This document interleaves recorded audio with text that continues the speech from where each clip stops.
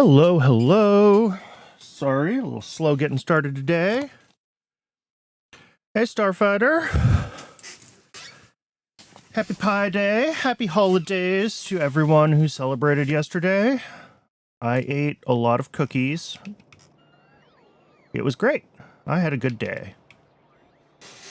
All right, so we're jumping right back in where we were on Tuesday, which is, we were able to get the autocrafter auto-crafting. Right now, I believe what it is, the state that it is in, is that I told it to craft some tar extractors. Yes, I've requested tar extractors. And it determined that in order to make tar extractors, it needs DDCs. So now it's trying to craft DDCs, and we're missing an ingredient for DDCs. And it'll tell us what those ingredients are, although we won't see them consistently. But it looks like it needs copper plates, air core inductors, and steam engines. Yeah. So we don't actually need... How do I best do this?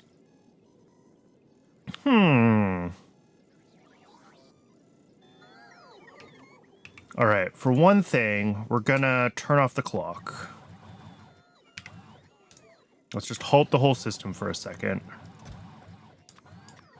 I don't actually need any of this stuff, so, like... Now that I know the system is in a good state, the question is, how do I...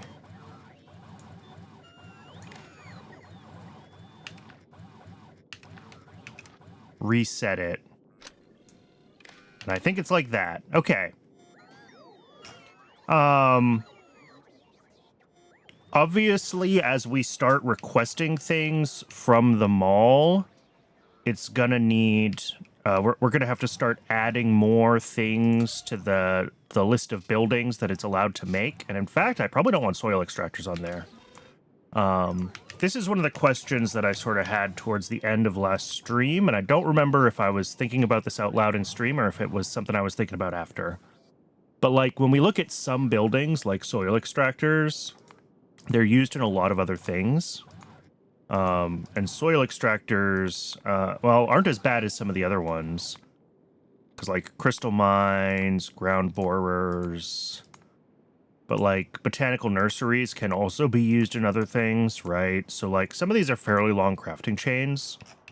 So there is definitely some question of, like, when and where is it worth putting those sorts of things down here on the Belt Mall versus the having them crafted automatically from the Automall. But the other thing we need to think about, and I know I was talking about this at the end of last time, is decommissioning the old mall and moving everything over here. And I don't know what that looks like, to be honest. Maybe I do know what that looks like. If I put on a train that's not on the Cybersyn network, and I set it up like here, with a station that loads from a storage chest, and I bring it down here to a station with an active provider chest, and I just tell the bots up here to deconstruct everything, everything that's in bot range should eventually end up in that one storage chest as the construction bots slowly do their thing, and will eventually end up transferred over here, right? Is that right? I think that's right. So we could do that as part of this decommissioning step, rather than my original plan had been to try to bridge the Logi networks. And I really don't think I want to try to have logistics over my entire base. The bots are just not that fast. What'll happen is I'm going to need stuff, and I'm going to want to go to the mall to get it, and then the bots won't bring it to me because there will be bots that are halfway across the map recharging in the middle of nowhere that were already on the way to bring me that stuff. It's faster for me to go back to the mall. So that's something that we need to keep in mind. Although the mall is going to be a lot less centralized now, so... But yeah, I think we should be able to decommission this when we're ready. We're not ready yet. And stuff will end up in storage. This, I thought I had changed this. Maybe I was messing with it and then I decided I should do it on stream and didn't save it.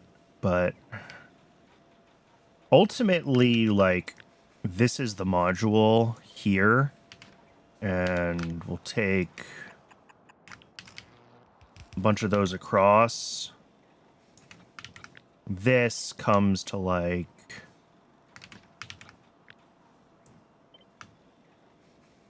it looks like we could do it here. Yeah, if I move this power pole. I did do this off stream and then decided to not save it and save it for the stream. If I move that power pole here, I think that this pretty much... Yeah, these tile reasonably densely.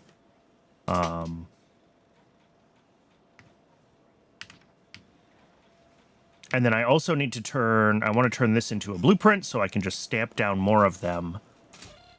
And I was also looking at this when I was not streaming, and I think what happens... Like, if I look at the parameters... Yeah. I need to set omega here to some special value so that I can set it as a parameter. It has to be different from anything else. And right now this is omega 1. But there are other things that use the number 1 for functionality. So I think if I make this module 999, and then I try to blueprint it, and then I go to the parameters. Yeah, parameter 999, module ID.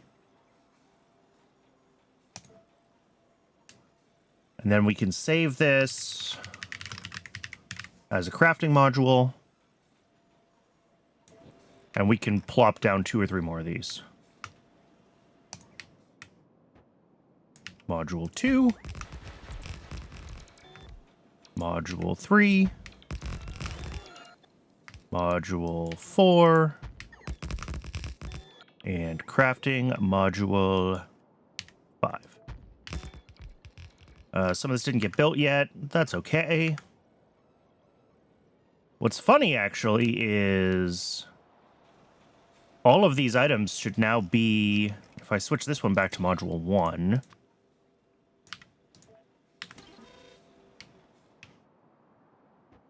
all of these items should now be being requested from logistics, right?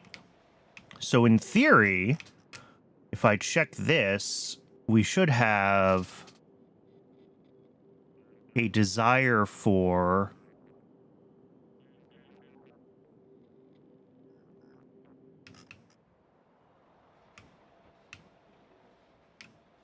automated factories? If I allow automated factories...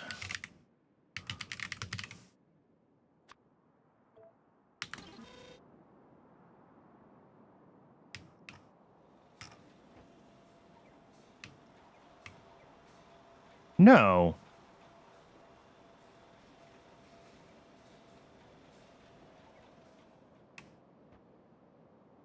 Oh, well, for one thing...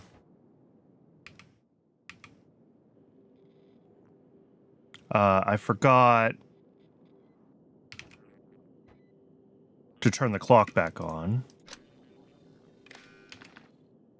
All right, so we turn the clock back on. Get the system running again.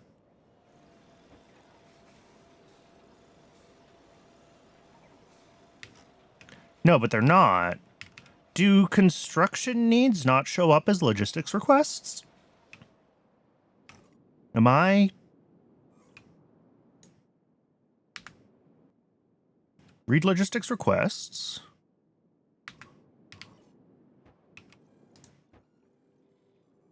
Oh, that's upsetting. I didn't know that that was the case.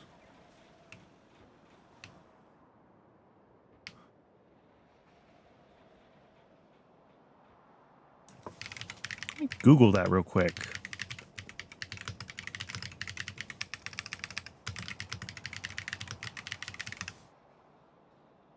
Can I read missing instruction?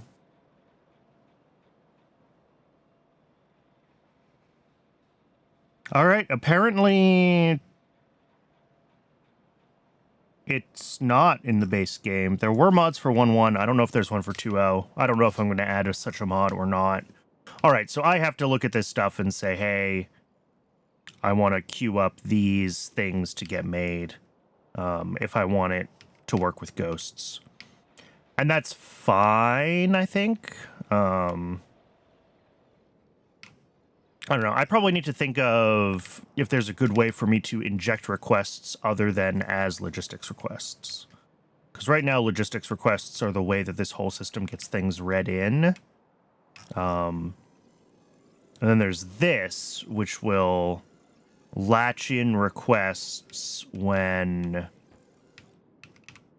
they come back from here as dependencies, right? When this wants to build a building and it needs to build something else first, that'll get latched back at this end.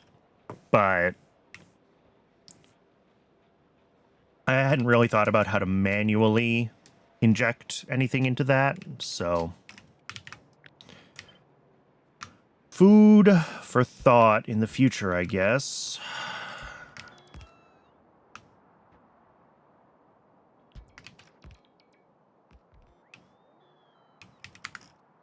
Let's, what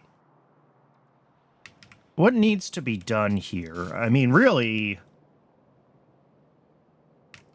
what do I need to be built here to replace my logistics requests is really one of the things, right? Like, everything in here that is currently being requested that isn't being made, we should have made here.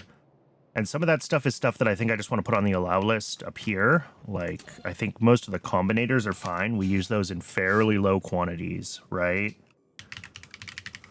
So we can say do arithmetic combinators. We can say do decider combinators. We can say do selectors. We can say do constants. There we go. So now all of those, yeah, they're each going to trying to make arithmetic combinators and failing because they're pushing a dependency back. And that shows that they need wire and they need batteries. Okay. Wire we want to make here. We'll do wire in a casting machine, basically just like this.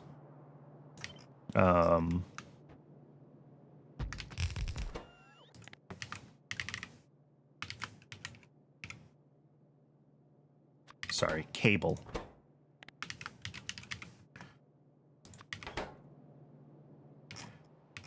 And then does cable stack? Yeah, cable stacks double. So we want this to be less than 12K.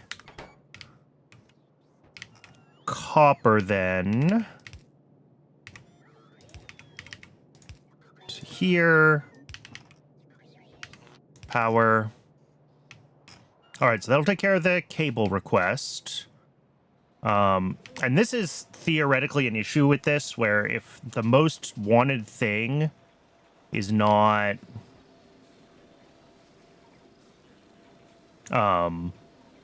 currently available, then it will they'll all try to do more of the same. I'm actually going to delete all but the first two of these. I think that would be smart. Just in case there's any bugs when running multiple modules, let's see just 2 of them working first before we go all the way up to 5. Are we not taking these apart? Oh, the construction bots. We're in construction bot range. Oops.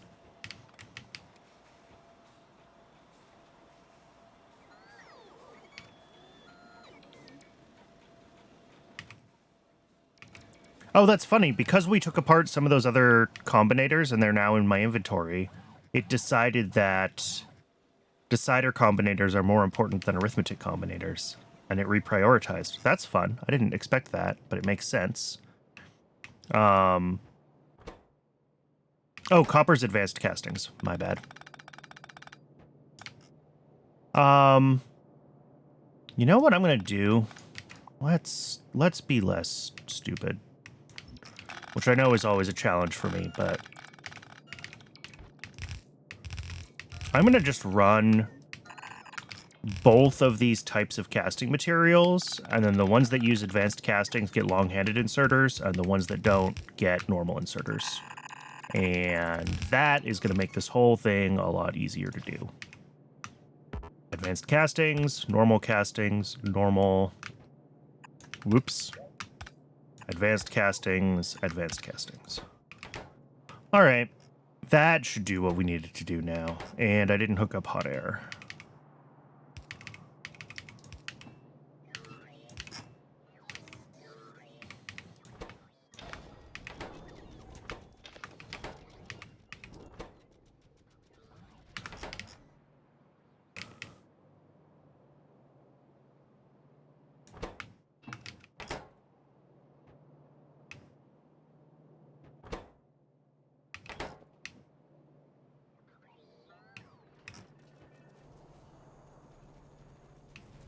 All right, so that's going to start making cable available, but there's probably something else that these need before they will actually latch this request in, right? Yeah, batteries. And batteries are something that I think we just bring in from Rails.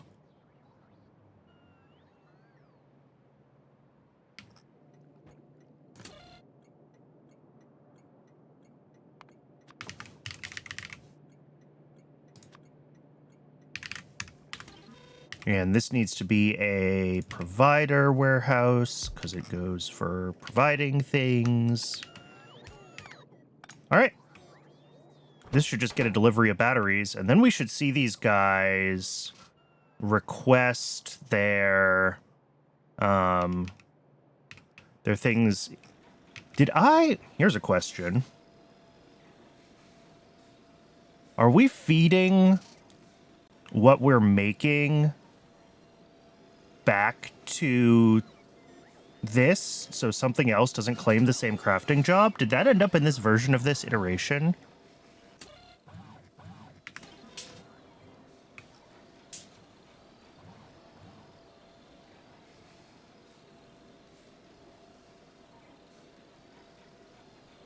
Also, is 500,000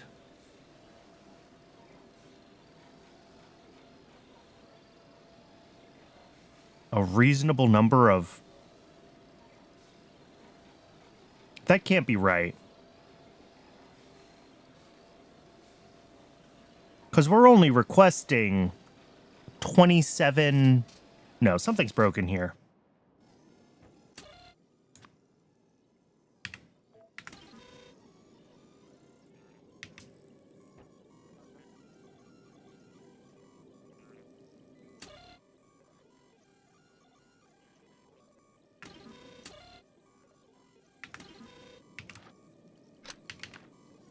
Clear the cell. We're still getting 28 batteries as a signal, which might be because this is actively selected. Right, so this is saying, hey, we need 28 batteries. And that's fine. I thought this part was working. And yet...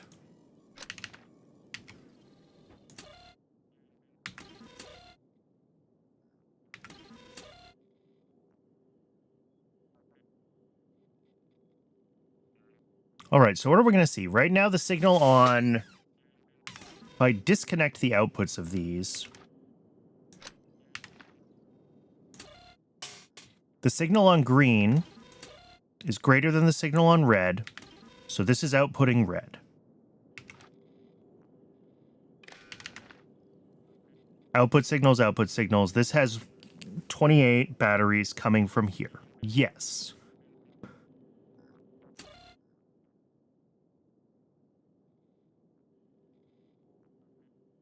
When they're equal, this one should be outputting, and this one should be not outputting. So it should be... This worked. And now this is doing what it shouldn't do. There it is, it's counting up.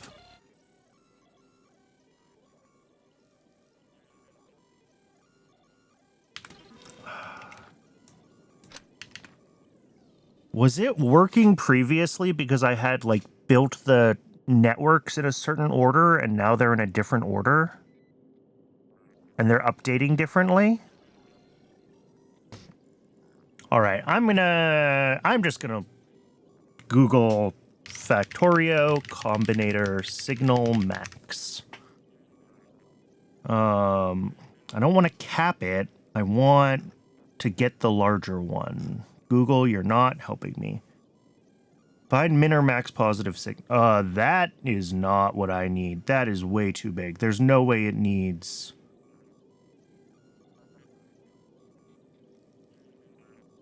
There's no way you need dozens of combinators to calculate the min and max. That's... no. Get maximum signal. Given a set of red signals on the top pole, returns the signal with the maximum value on the bottom pole. I don't think that's what I want. What I want is the maximum between red and green. Because on red is going to be what we've latched, and on green is whatever is coming in as a requested amount. And what we want... Wait, why is green... Oops, maybe that's my problem. Does it work now?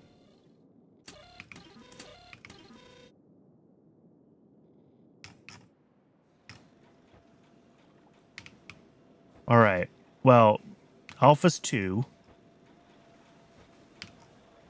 Oh, this latched.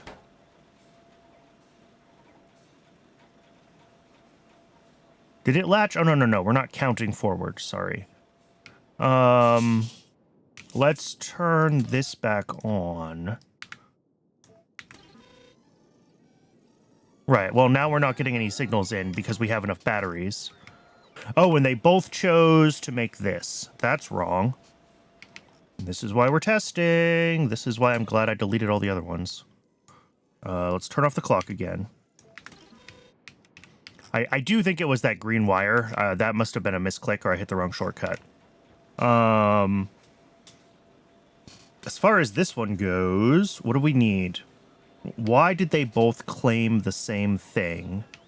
And also, how do I clear the latch?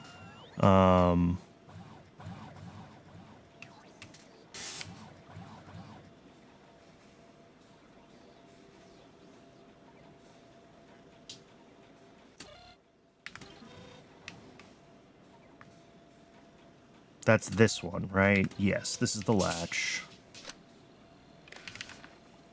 Latch is cleared. But what's going to happen is this is still showing that it needs 27. Okay.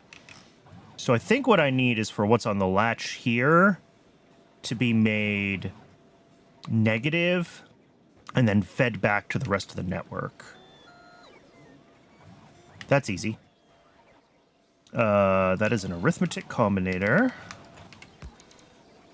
And there. Each signal times -1.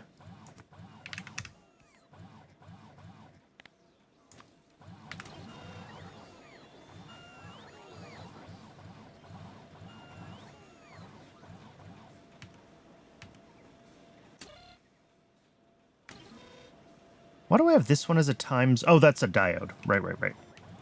And then the output of this...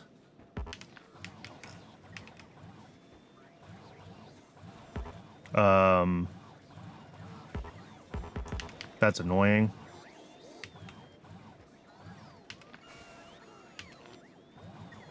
Oh, it literally has to be one closer. Can we just go up one? Yeah. All right, so now that's saying, hey, I'm making a bunch of arithmetic combinators.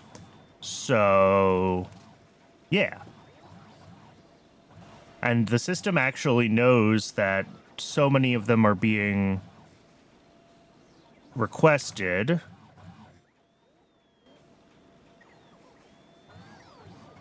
Right, because we've latched a certain number into here, 19. So as it manages to make them...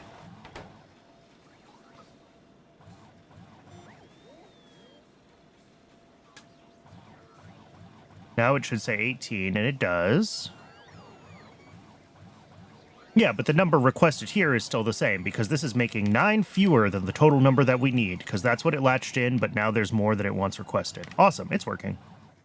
I do need to redo the blueprint. It's like this section here. Come on. There it is.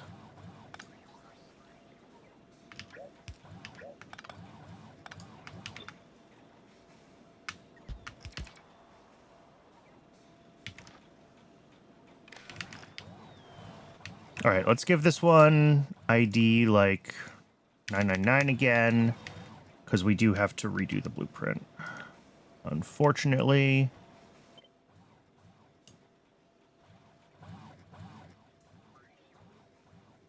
Parameters. Module ID. Make that a parameter. Crafting module. All right. How goes the rat's nest? I think it's working. I'm about to find out, but if I turn on this crafting module, this one has already latched. It's making these guys. Making whatever, decider combinators. I didn't actually set that parameter, did I? 2. And is the clock actually running? No, I have the clock off.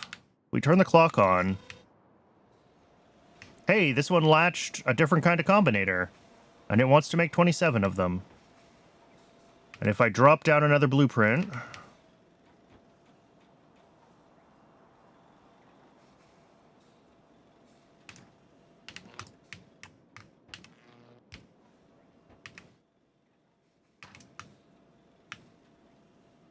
Module 3...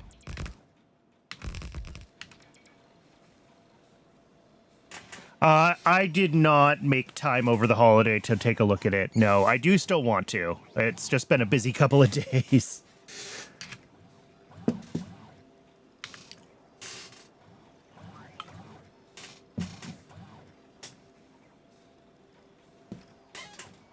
So, this one isn't gonna work right.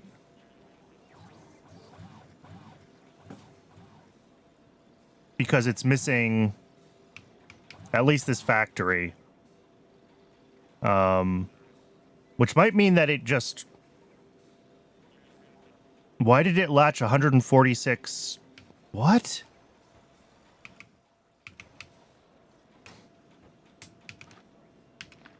That's not even a thing that anything wants.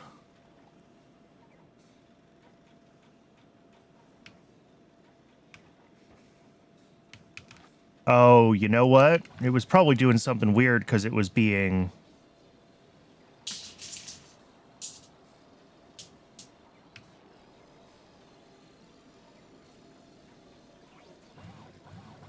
Yeah, why is there an input for 146? What? What wants 146 decider combinators? How did that happen? They're latched here. What uses decider combinators as an input?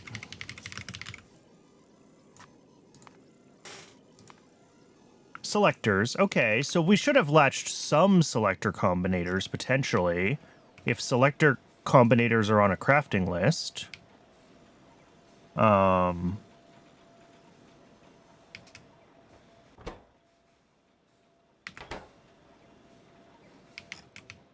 Which they are.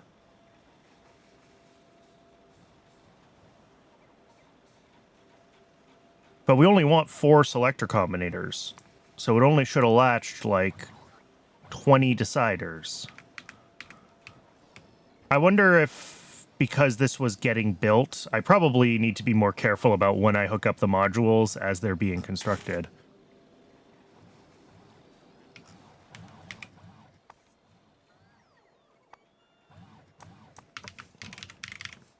What do I need for an automated factory, by the way? Ooh, lots of stuff. Okay.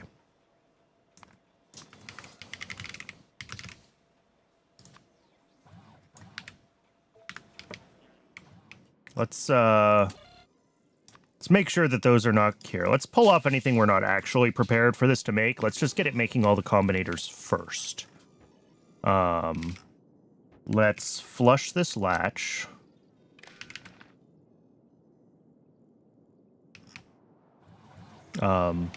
These both ended up making arithmetic combinators because this one had already claimed making 27 of them, and then it decided that it needed a few more because I placed down another module.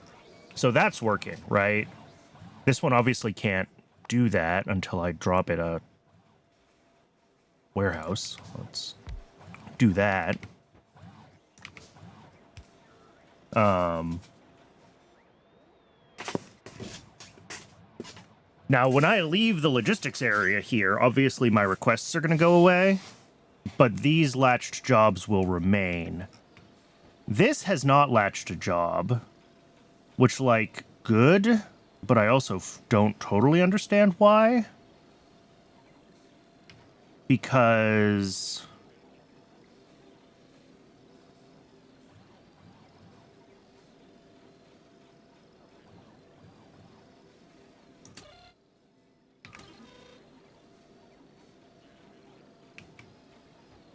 what we should be seeing is that everything is... because this isn't here, we can't... we should be seeing that all of the... yeah, this outputs anything greater than 0, which is nothing. And then we're outputting the green check, or the star.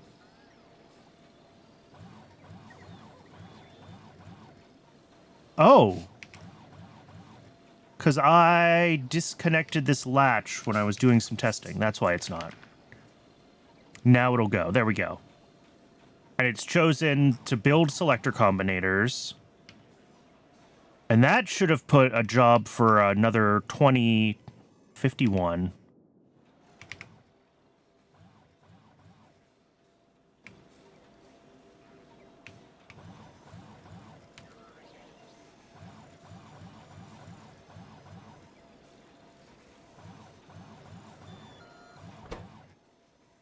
We don't have a lot of logistics spots here yet, so that's part of why this whole thing is going so slowly. I need to bring more bots down here. That is on the list of things that needs to get done. All right, I think it's working. It's hard to judge what's going on with, like, why did we get so many of these latched? And if we unlatch this request again, so this one won't latch, I'm going to clear all the requests again. Right, and this says there's nothing it wants. What this should say is that if it wants to make 4 selector combinators, and each selector combinator is 5 decider combinators, it should end up saying that it wants 21 decider combinators.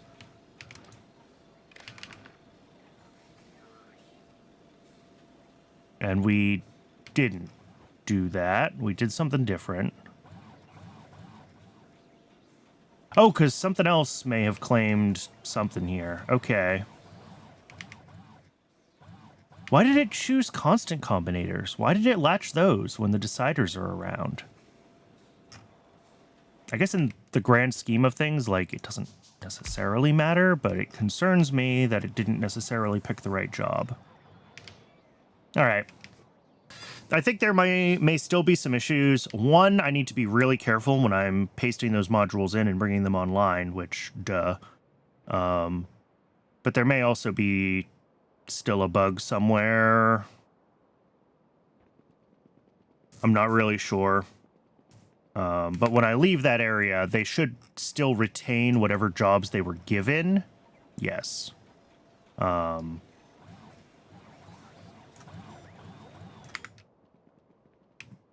then rather than being brought to my logistics, it'll go to storage. And then when I go back, the bots will bring things from storage to me. So it all still should work reasonably well.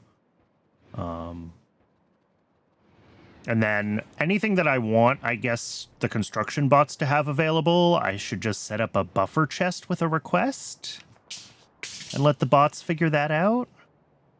I don't know if that's the best way to do that, but it will work. And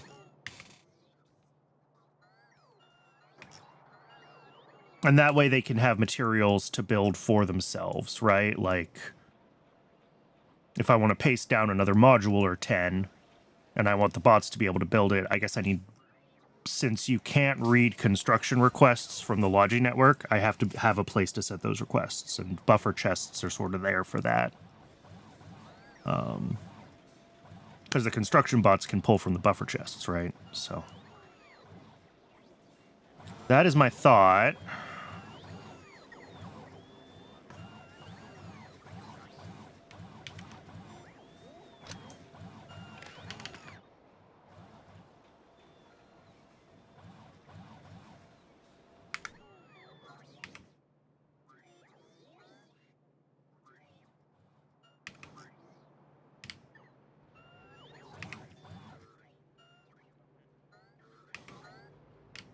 All right. The automated factories are the thing that I really care about here.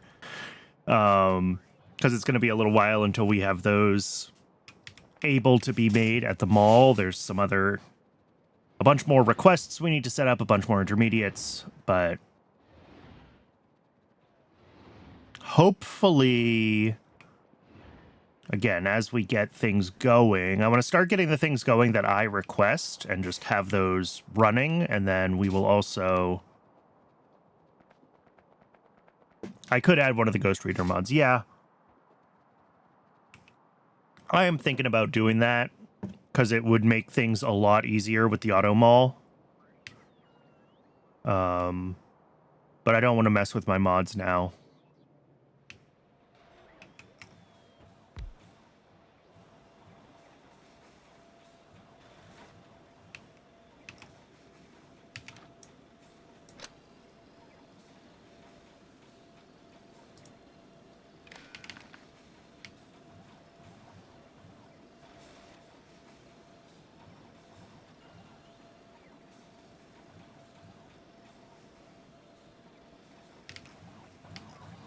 Oh, that's funny. Yeah, because we have...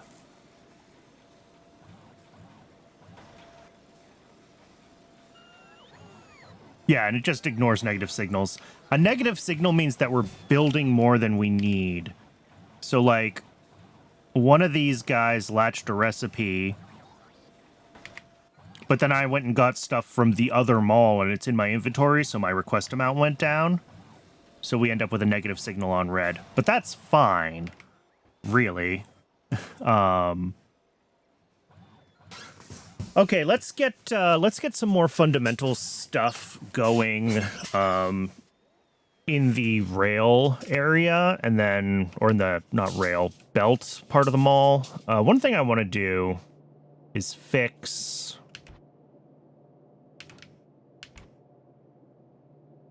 yeah, I think 7 is fine. I kind of want all these to be the same distance apart, and they're all kind of different. But I think 7 is the distance that makes the most sense, so we're gonna go with that. 1, 2, 3, 4, 5, 6. Okay, so this one needs to go over 1. Everything here goes over 1.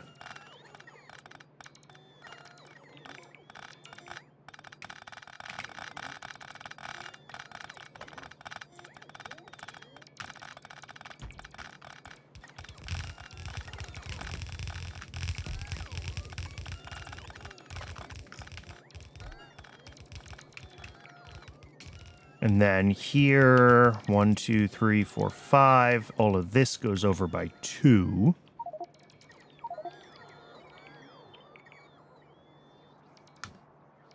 Oh, dear.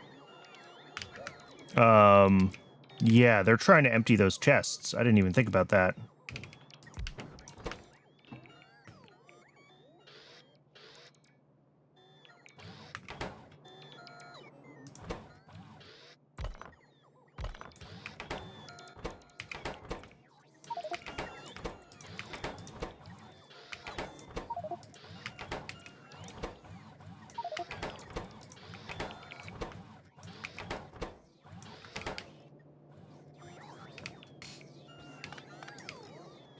And actually, because we're going to need to move all of this over again, I should really just empty these again. That was...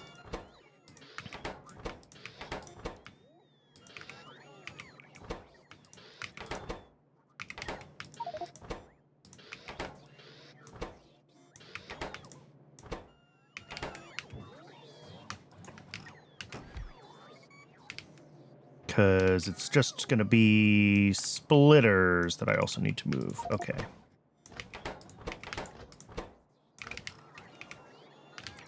And then all of this moves over to... Now everything should all be the same distance apart.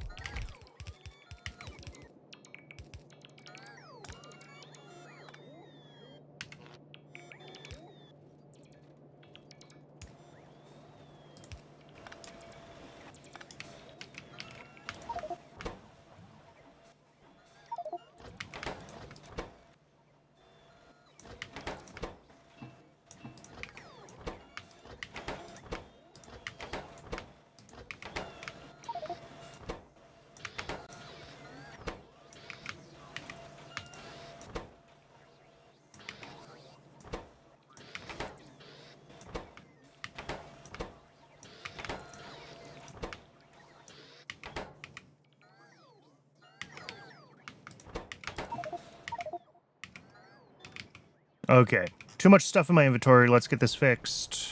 Drop it all back down here.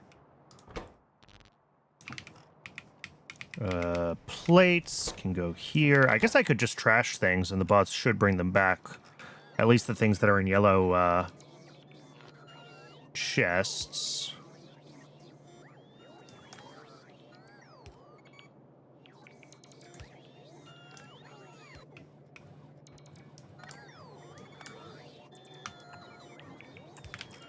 Okay.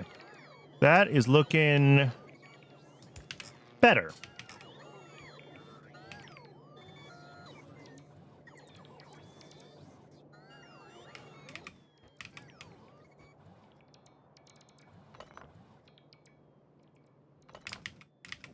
What is? Not enough logistic network storage space available. Okay. Yeah, and that's, I guess, expected until we get,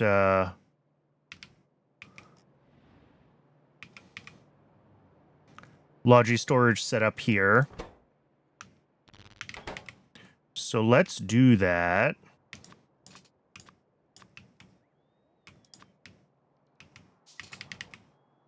Let's start with a small amount. Where do I want to put it is also one of the questions. I guess up here, because this is all going to be Logi covered, right? Because eventually this is all going to be stations here. So we should be able to do storage like up here if the mall is growing this way. So let's just like start here.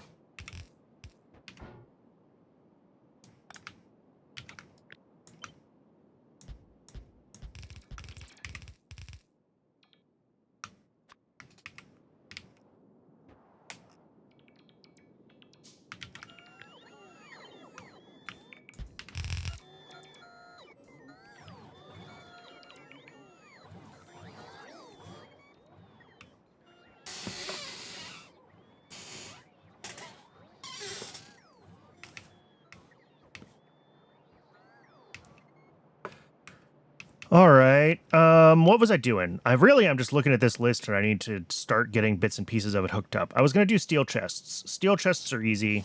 We do need to have steel plate down here, though, which we can just cast, right? Yeah. So that is not that one. It's one of these ones.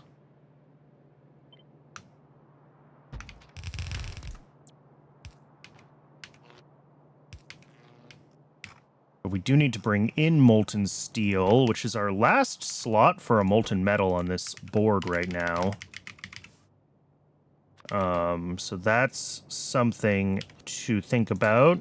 I mean, really, I'm just going to add another requester station like down here, and we can route all the pipes out through here. It's not a big deal.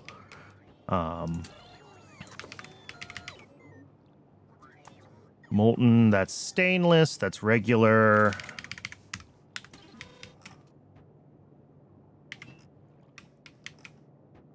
We do have, though... Well, you know what? No, we're not messing with it. We're just going to do this.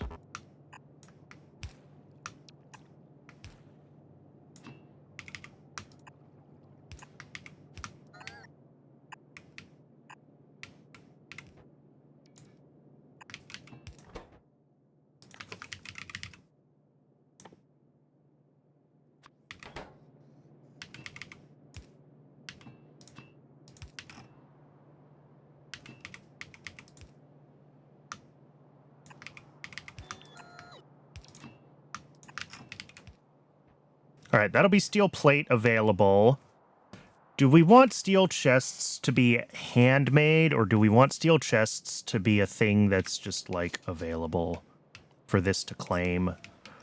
I don't go through that many logistics chests, so I think I'm going to put steel chests and all the logi chests into the things that are allowed to be crafted here.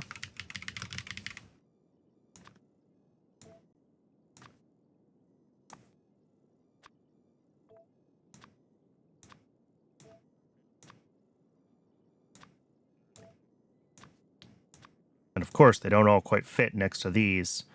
Let's pull... Arithmetic... Oh, no. Pull arithmetic combinator down to this end. Just so I... Excuse me, can put the last chest here. And then we also want all the warehouses. Because we're definitely going to be using those... Deposits, I mean, really, we're going to want probably for it to be able to make all of the different storage items. But these are in a Pyanodons, why? One second. I'm taking a screenshot of this. I'm filing a bug report right now, live on stream. This is unacceptable.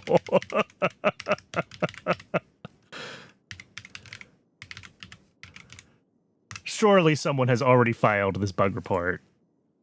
Let me see.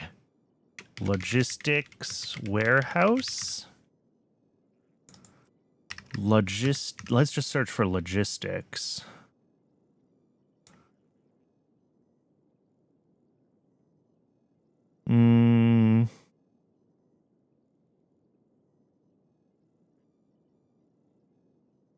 Search for order.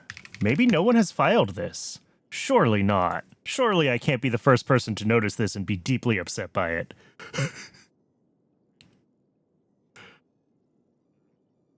Pie industry container ordering. Here we go. Yeah.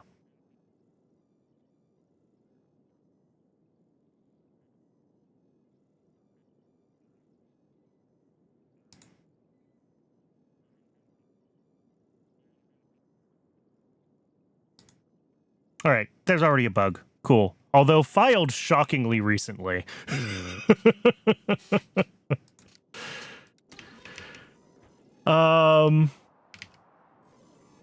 Anyway, I guess we're going to deal with it. No, we're not. No, we're not. We're going to do it in the same order, even though it's going to be harder. Yellow. Green. Blue. Cool. So now, if I want to start having like a small collection of... What do we need? I just start saying I want to have just like a stack of everything that is used in here in my inventory, right? So that's like those things.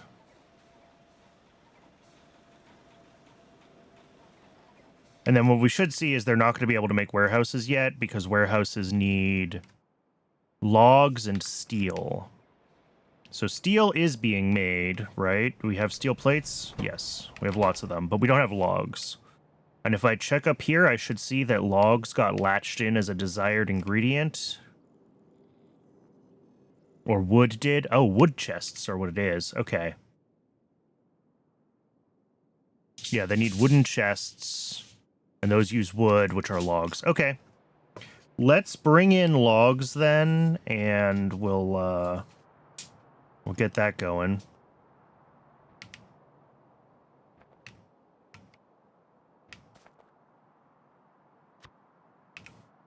I'm bringing this in at a new station because this one is stuff that can just go right to Logi, so I don't want to be reusing that for logs that need additional processing. So what we will do is we will say, I want... That was a provider station.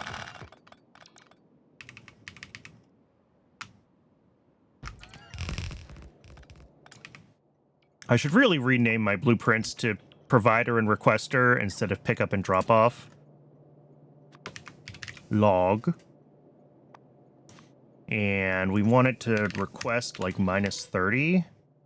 If I make this a storage warehouse and I say logistic filter is log, and then probably add another like row of these guys.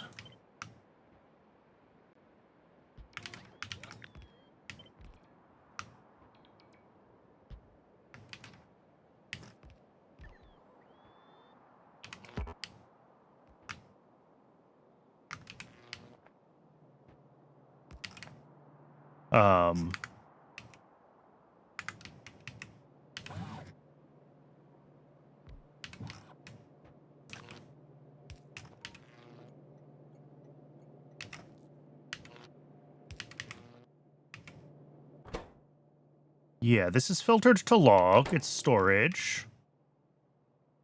In theory, the bots should decide to come down here and take the logs out of my inventory into the Logi storage. It'll also request from Rails, but Rails are only trying to get it to like a quarter full, so there's plenty of space for all the logs that I'm going to drop off when I come in here. And then from this, we go right to a... Oh, I don't have one. Wood processor, which needs... You know, if I get steam engines and burner mining drills on here, then I can actually have the bots make that wood processing unit for me. So let's do that. I think steam engines are something that we do want on here as part of the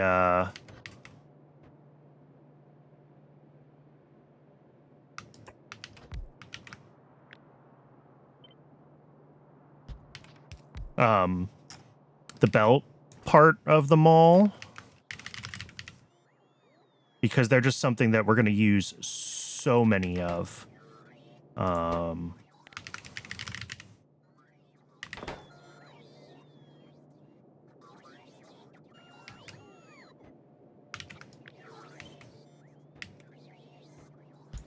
Oh, and it is ad break o'clock.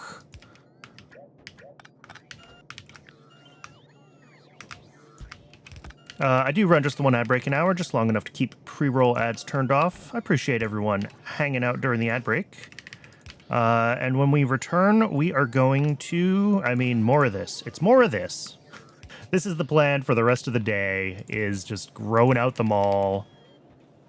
Yeah.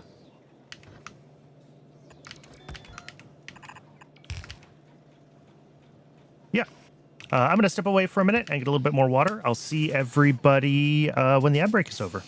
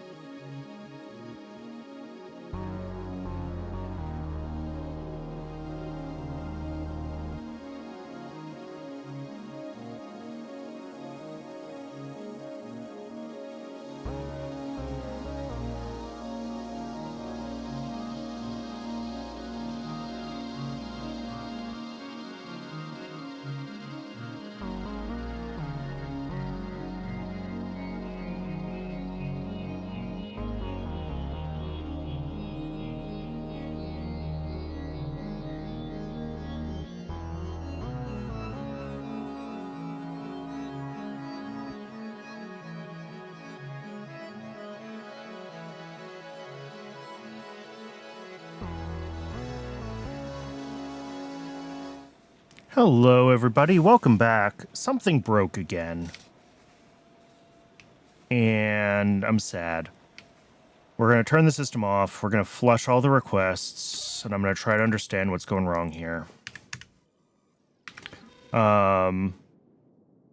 Here, let's clear both of these latches, too.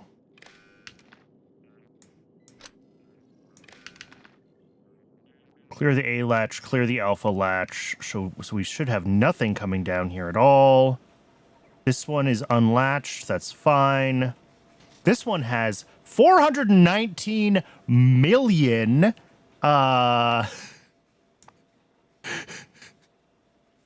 steel chests, which I think fortunately is overflowing the number of steel plates that it wants to request, so we end up with, yeah. So instead of requesting 1 billion steel plates, we requested none because we got an integer overflow. I've never been in my more than a decade of programming computers, I have never been happier to see an integer overflow. But obviously that can't stand. And then this has nothing latched. Okay.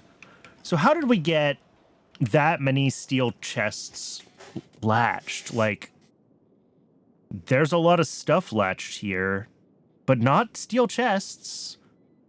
Like, it thinks that it wants 2 billion steel. That's obviously wrong.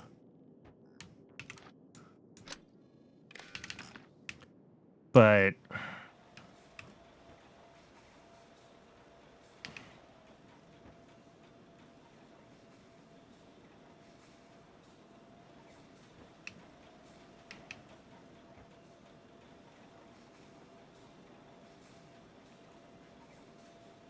so these are all the things that are being requested, and that's I guess a reasonable set of requests. It's all coming from Logi, I guess. I don't know why we have requests for...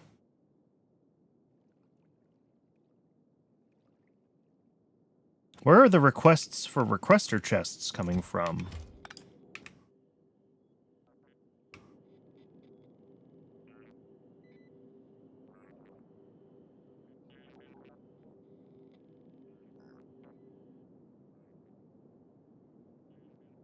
Where are the requests for requester chests coming from?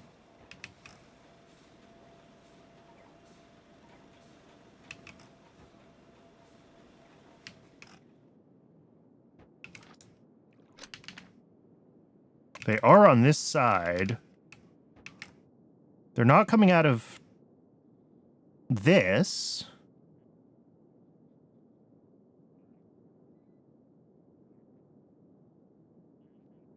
Ah, right. This only updates... Ooh, is that the issue? Okay, so this only updates when... gamma equals 1. And gamma equals 1 when alpha or when A equals 1.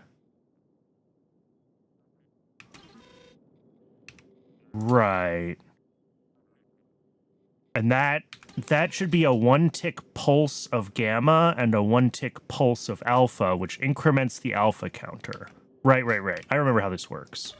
So when this A combinator is here, I'm going to disconnect this from the assemblers so it doesn't assemble. We're going to turn this back on. And now this should have been updated. Yes. Okay. So the way this works is this runs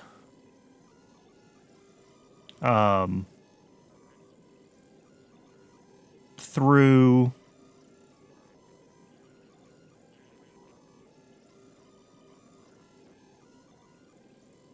this combinator is counting up every cycle, every tick.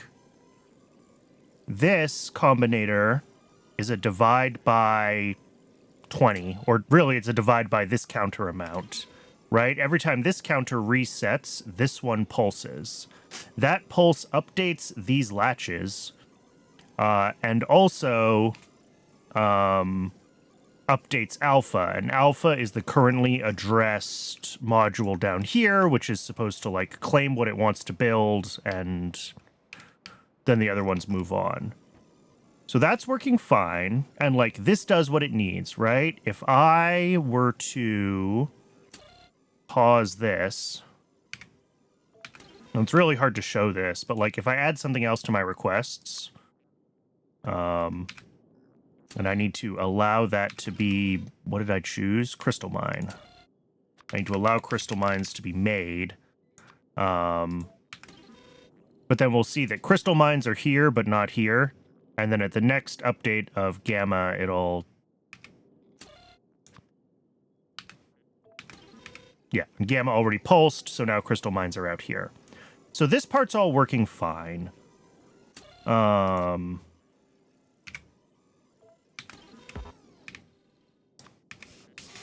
So then we've got this over here. This takes the green requests from here, and anything that's on green is coming from when one of these checks its ingredients and sees that it can't make it, it's missing ingredients, it puts the missing ingredients on green. So this takes the maximum of what is currently in its own latch. Yeah, if red is greater than or equal to green, output red, and red is the output of these latches. Otherwise, output green, and green is coming from here. So what that should do is say that this is always like, it's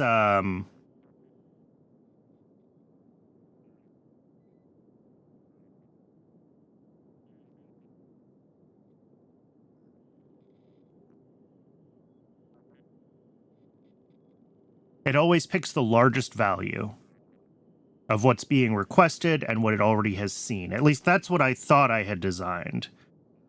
And then what this does here is if for any signal that we have more of in green than in red, and green is what's on the Logi network, we output that signal as a -1. And then we multiply that by what comes in from red, which right now is nothing. Okay, so what this is doing is it's saying if we have everything that this thinks it needs, we should invert that.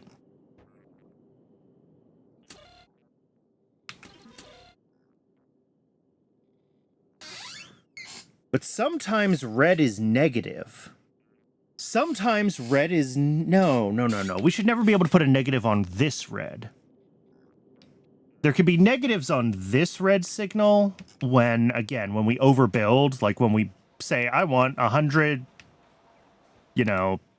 power poles, and then I pick up a power pole. Now I only want 99 of them, but it's still building 100, and it'll say there's demand of -1. That should be fine with all of this logic down here. Because what will actually happen in that case? Maybe I should double check that it does play nice with negative things. We'll check that. And maybe that is what's just breaking everything is negatives. Maybe I just need a filter on the input of all of this to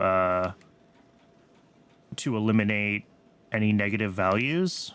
You know what? Let's just test it. Let's throw in a constant combinator and let's throw some negative values in and let's see what happens. Because maybe it's feeding bad data back up somehow. All right, constant combinator. So we're going to say, 1, we need alpha of 1 because we do want this to be the selected module. And we're going to say we want, it doesn't really matter what I put in here, something that has dependencies. Something that the bots aren't going to, like, bring millions of if we accidentally... What's a good something to build that has... like, that entirely requires stuff that isn't in the network yet? That's what I want. I want something that cannot be built because none of its dependencies are in the network. And I don't think that is ever going to be totally true, but, like, maybe fluid mining drill Mark IIs. Sure.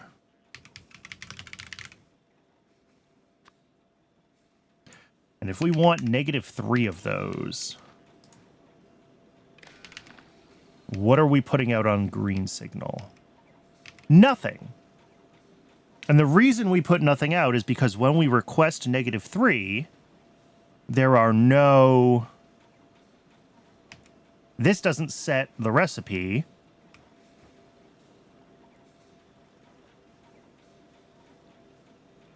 However... No, we also don't latch it. Okay. I'm not sure why we don't latch it, but I'm glad we don't.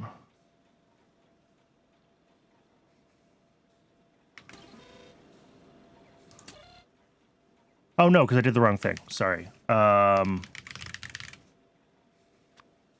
mining drill, -3. Then we get rid of the alpha signal. And we've latched -3 fluid mining drills. That's bad. This module is now broken and cannot craft anything else because it will never craft anything, but its output will... Wait, actually, what do we do here? Because we check this output, right? Oh, less than or equal to 0, and this is negative. So the next time this is addressed, it should actually try to relatch, I mean, nothing even, right? Maybe this side is fine. Like, it can maybe sometimes latch a negative amount, but if it figures itself out... Yeah, look, it's lost its latch, and it's going to relatch nothing. Cool, that actually works. So these modules are fine when they receive negative requests. They don't put out garbage on the green wire, and they don't do anything weird with, like, locking up. These guys are fine. So how am I getting...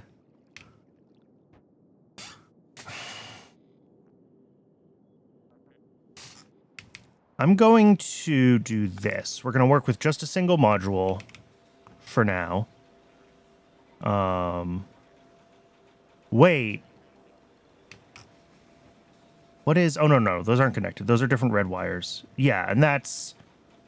This is the feedback to the system that says I have already... Yeah, actually, let's do that, and let's disconnect that one. That's a better place to disconnect it. Because this is the feedback to the system that's like, yo, this is what I have claimed. Wait a second. The feedback to the system that says, yo, this is what I have claimed.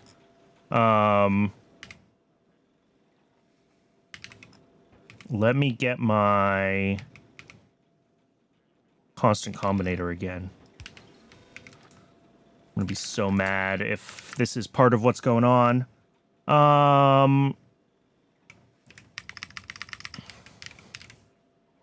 So we're going to take alpha again, and we're going to say, I'm going to keep using that mining drill. We want -3 of them.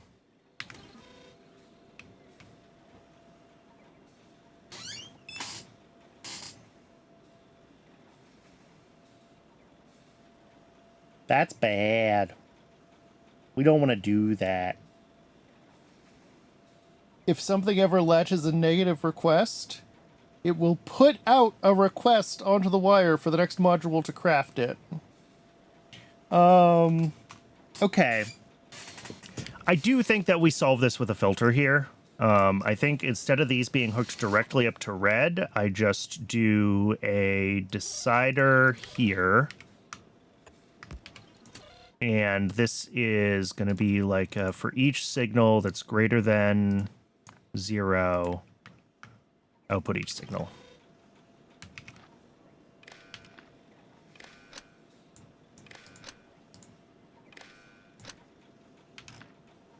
And that should solve any issues with these guys doing anything with negative requests.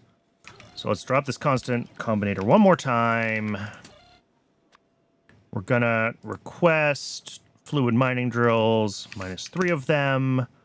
We're going to address this module.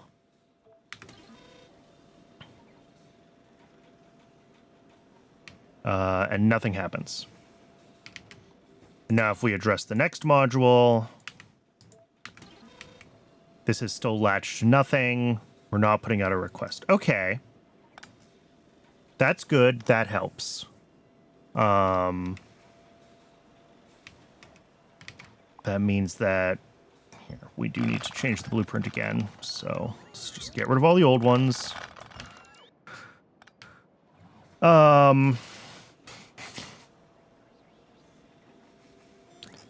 I am still not... Where are these fish going? Oh, they're in auto trash, so fish just go right to storage. Yeah, that's fine. That still doesn't necessarily make me happy about what's going on here and why some of our demand for certain intermediates keeps going higher and higher.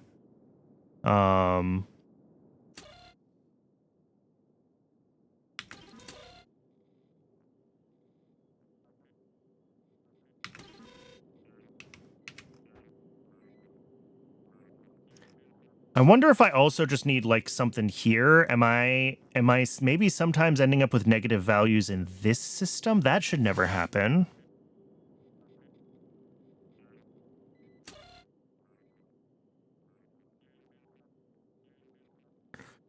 I probably need to be doing something with like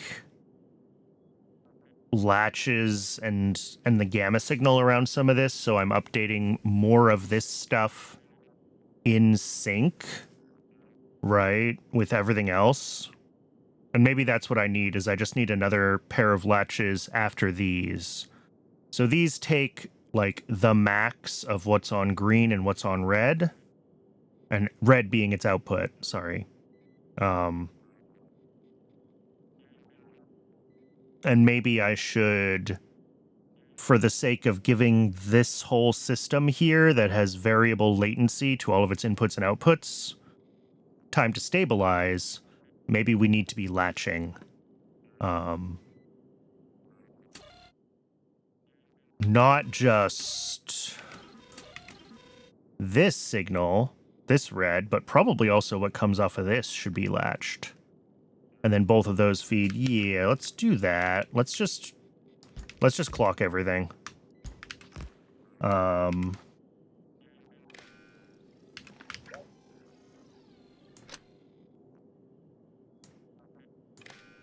would love to stop misclicking.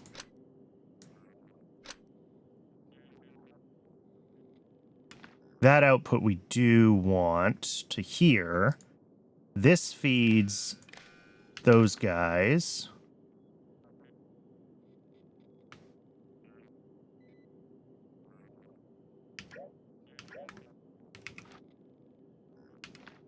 Wait. One of these is, yeah, it feeds this one specifically. And then that's the latch. This one goes there and there. Here, I want our output is actually on green there, and then this one here. And then I need green from here to here to here. That's my gamma signal for when we latch all of this.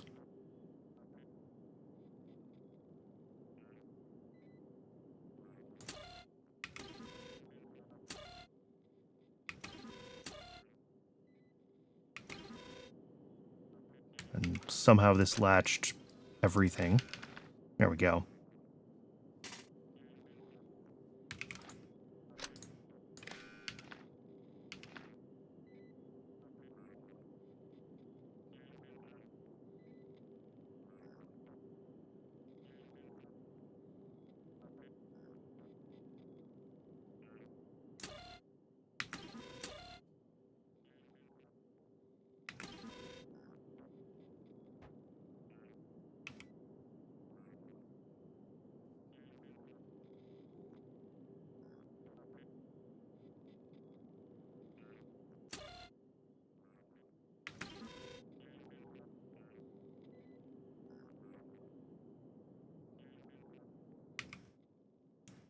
If I drop down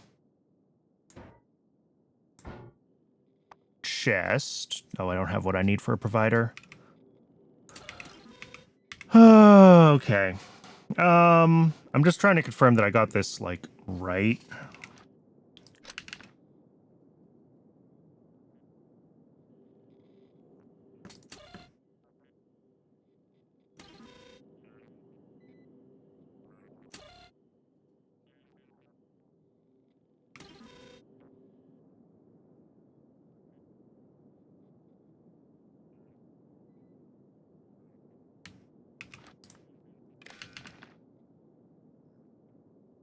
Why is this getting an input? Gamma doesn't equal 1. This should be outputting nothing. This outputs nothing. This outputs nothing. This is... Oh, this is still connected here. My bad. Okay. Yeah. So now this is doing nothing. And if we let this tick for a while, we should see that this has latched, well, nothing. And this has latched everything that's on the network.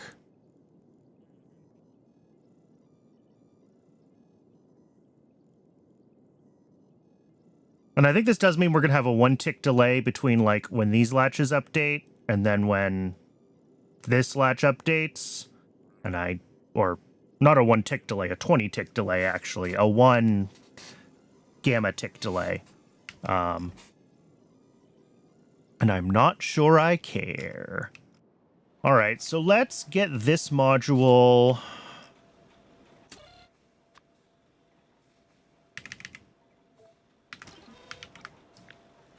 duplicated again.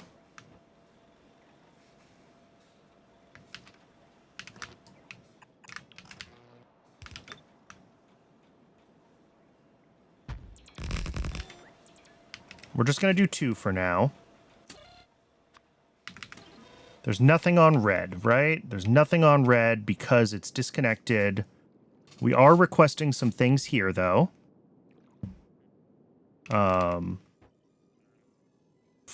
It's all from my logistics requests, actually. Cool. Cool, cool, cool.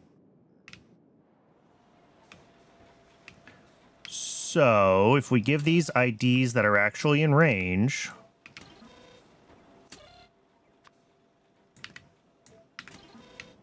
and then we reconnect it...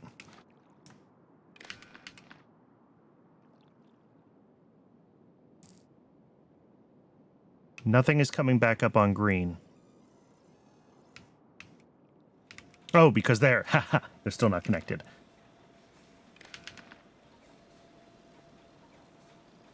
There we go. Nope, we're latching a sum again. Okay, stop it, stop it, stop it.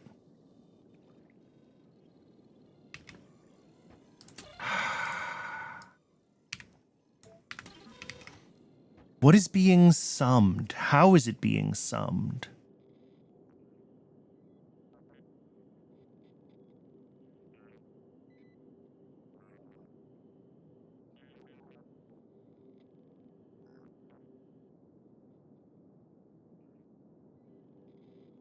Do I need... oh, I probably need to do... that, right? Because we want to be comparing what's on the output of the latch now.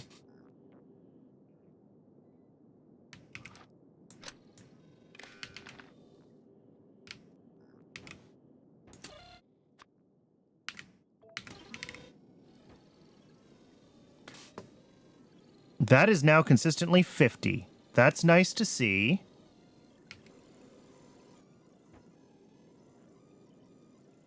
And now it says we need 100, which is correct. Because I'm requesting 50, and this system wants 50. Guys, it's working.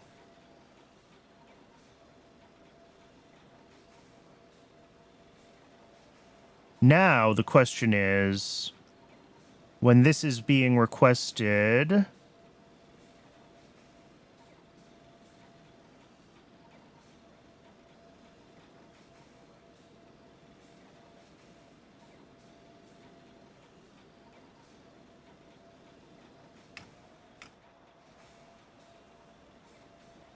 Yeah, this module is still not turned on, and that's fine. But this should now be choosing, basically always the selector combinator should be outputting... Yeah.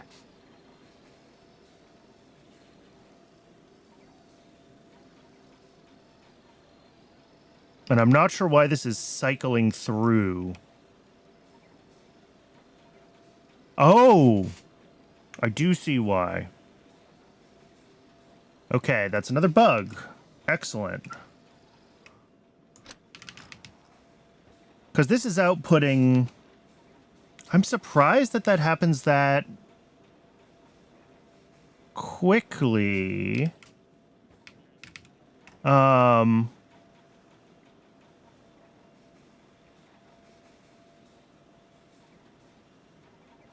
we're outputting this minus whatever we're building signal. And in the time in between when we run these latches, it has enough time to propagate all the way to here. And then the system gets confused and we lose the latch. So maybe this needs to be gated by... Yeah, let's do that. So if I put this as a decider combinator... And there's probably a better way to do this, but I'm very much in I just want this thing to work mode right now, so... And we take, yeah, this is star. So if we take star to here, and we take this output here, and then we output that, what we want is when star on green is 1... input everything from red.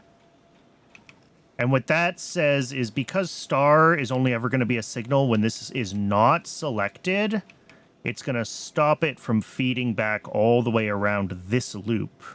And it should allow it to actually latch its 100. There it goes. And it latched them. And it says, hey, I want 800 steel. Sweet! Okay. There's nothing that can't be solved with more delays, more latches. Just latching everything here so we're not working with floating values and dealing with, like, ticks and giving everything time to stabilize seems to have fixed the problem here. I thought I could get away with this just, like, being its own max and manipulating its signals, and this is nicer. We probably don't have to latch this signal. We could let this one float, but whatever, it's done.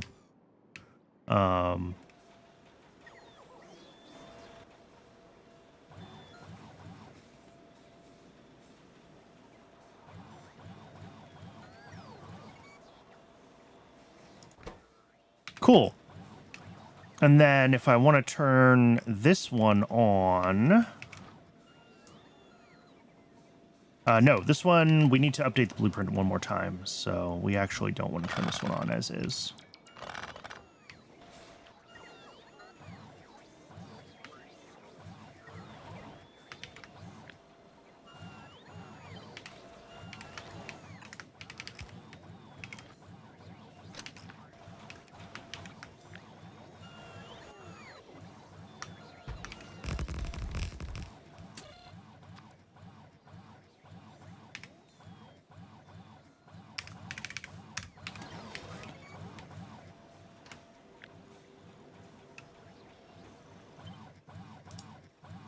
All right, one more time, once more with feeling. Crafting module, parameters, parameter name, module ID. Done. Create blueprint.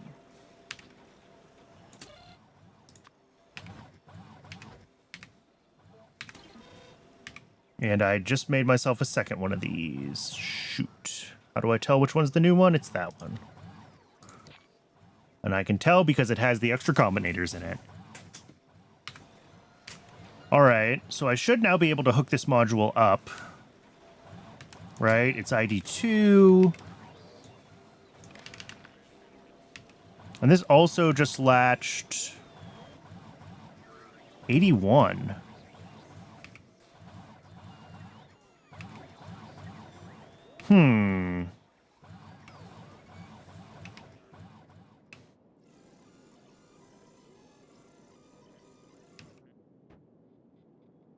I mean,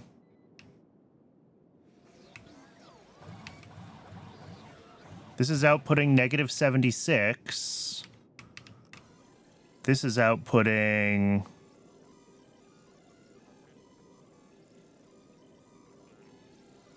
76.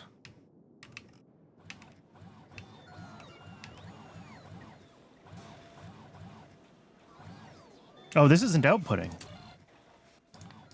Oops. Yep, there we go. One more bug. This needs to be green, not red. And then,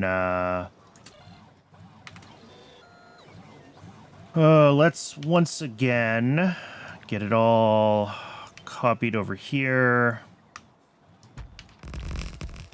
We're going to call this 999 again. We'll update the blueprint, hopefully for the last time. I would really love to be able to, like, go into this combinator configuration from the blueprint view. That would be cool. All right, we can delete this blueprint. We will make one more new one of all of this. We will reparameterize it.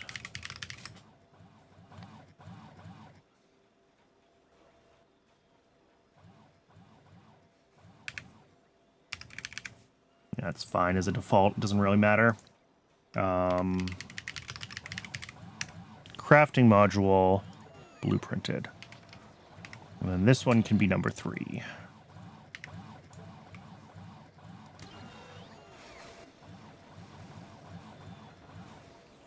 We are going to make more steel chests than we need because...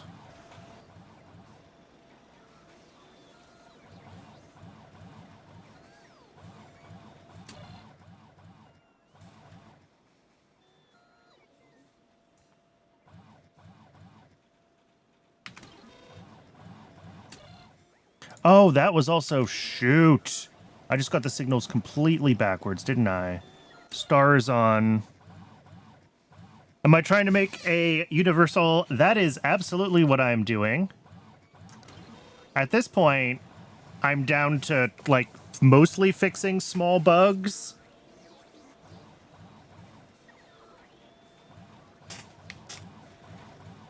Okay, this module, once again... Delete the whole thing. Are we actually outputting our negative signal now?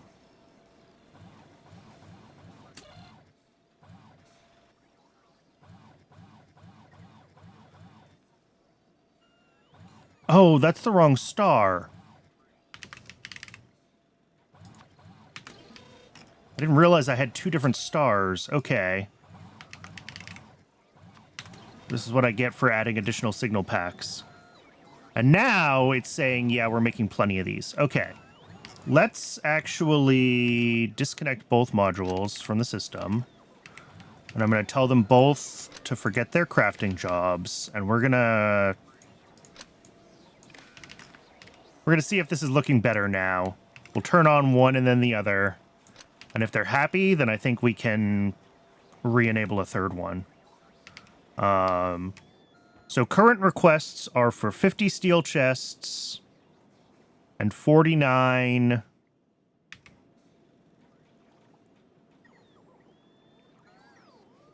purple things. Actually, I'm going to reset this too, right? Because we have a latch on one of these. Yeah, this is latched.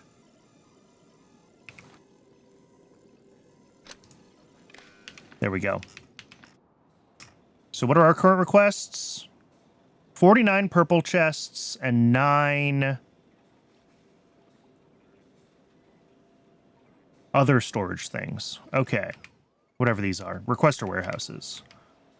So, if I enable this, this is trying to make the purple chests, and it's giving up. It's giving up because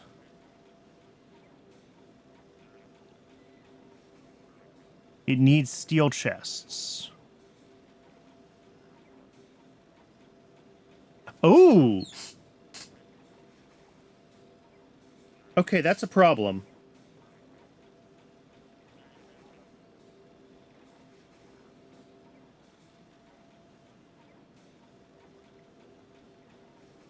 And I think I can fix this problem. So what's happened is it says I need 43 more steel chests, which is not what it should say. Maybe it should try to craft the 6 that it can craft first. Like, maybe we let it latch if... All right, well, here, let's turn it off. So what's going on here is that one of these things that pulls in, I guess it's this one, right? Here is where we subtract what's in the Logi network. Or we invert it.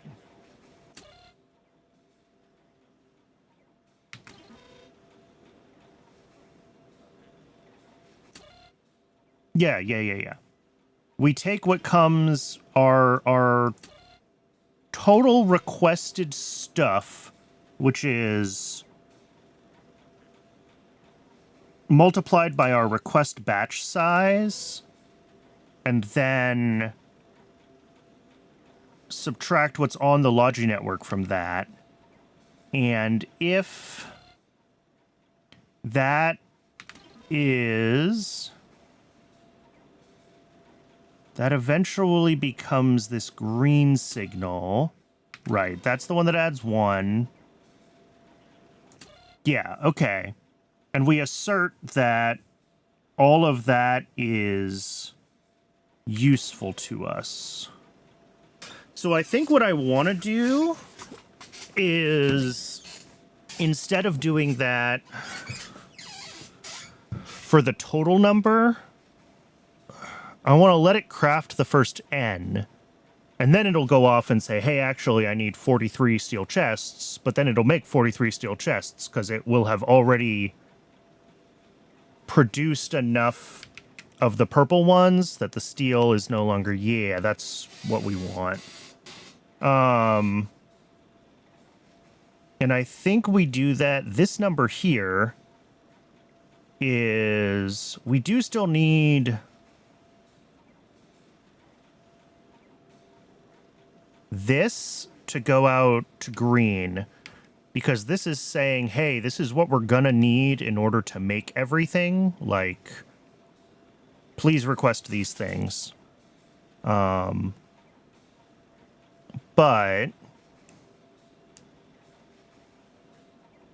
we then also want... Ooh, do we actually want to put that out from here? Or do we only want to put that out when, like...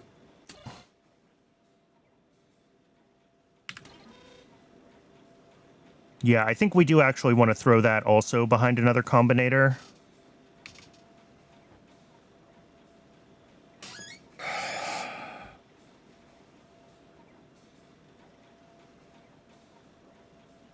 Also, what is this? Oh, that's fine. Okay, so first things first, let's duplicate this combinator. And this is red minus green. So this, actually, I need to invert this. This is going to be... Because I want this unmultiplied one, and that's on... going to be on this green wire that comes... Although, actually, I can swap those, can't I? Maybe I should just do that? Because there's no green network on this. Yeah. Do that. Let's do that. Let's do that. Let's do that. That. That. Now this one we have to invert red and green, although it doesn't matter because it's a multiplier. But yeah, green hash times red here feeds. Yeah, then that's still a red signal. That was literally so this signal gets multiplied and is still on red. So here, red comes up here, and green comes along. And then I think same deal. We want to clamp it.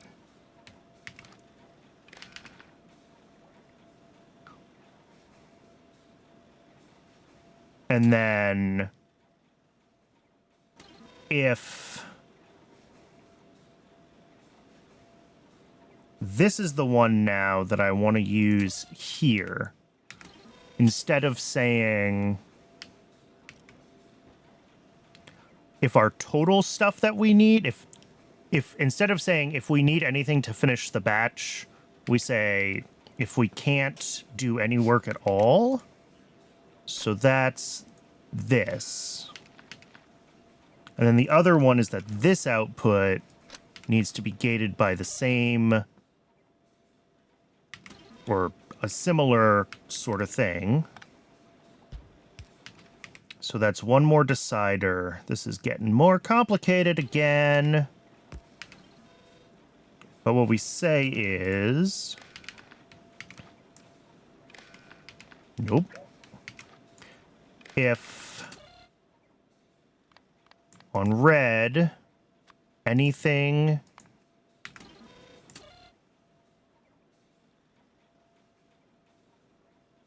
No. If everything on red is less than or equal to 0, we output a star. So this is the opposite. If anything on red is greater than 0, we output everything from green.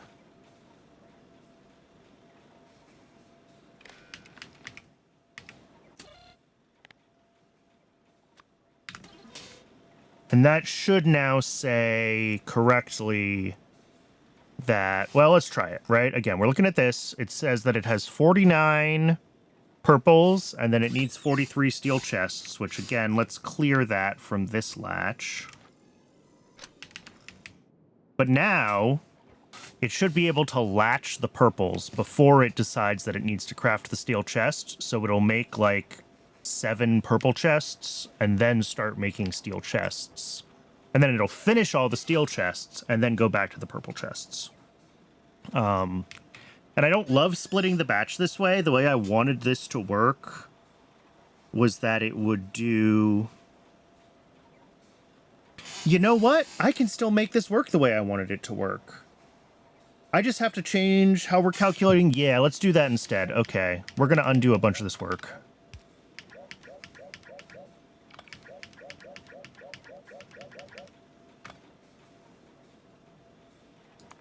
Okay, so this is all the way it was now.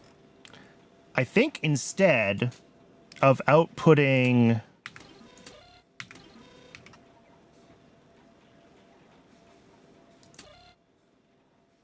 I think the issue is that we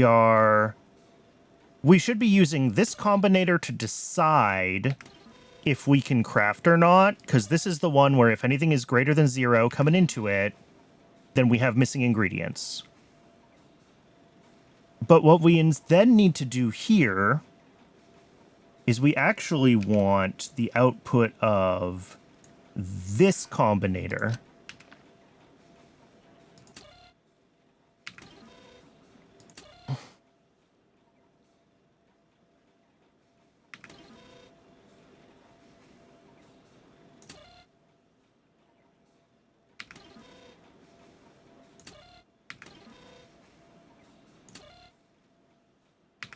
Yeah. Because this combinator is our total ingredient requests. So what we're saying is if we have everything available, or if we don't have everything available, request everything that we would need to craft. But then up here, we are always naturally...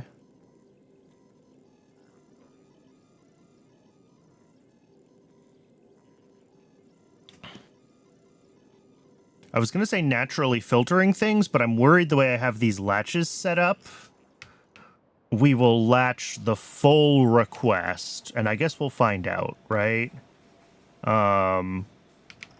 Let's turn this module on again real quick.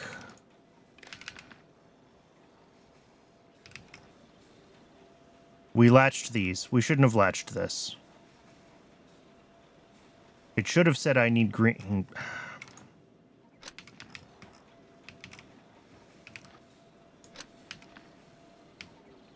Let's see where we're at. Let's put a constant combinator back in here and let's debug the module again.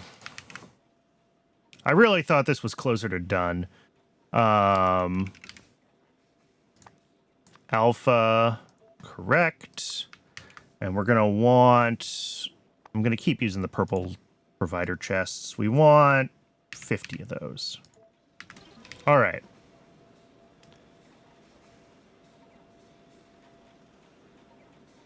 This is not outputting... Oh.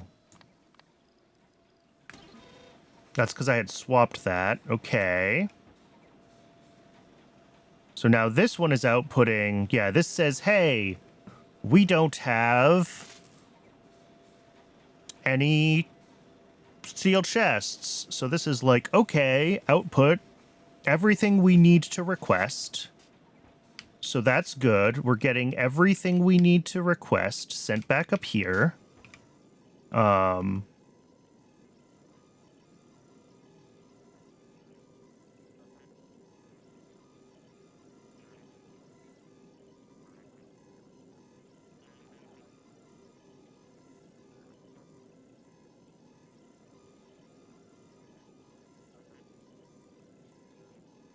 we can see here, yeah, that we are pushing... Well, I think it's because this is still forcing the green signal through constantly. So if we hook this up to the system properly now...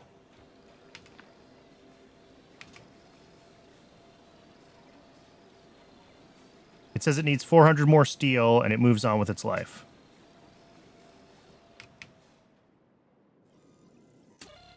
We're going to pause this for a second. I'm going to reset my latches again.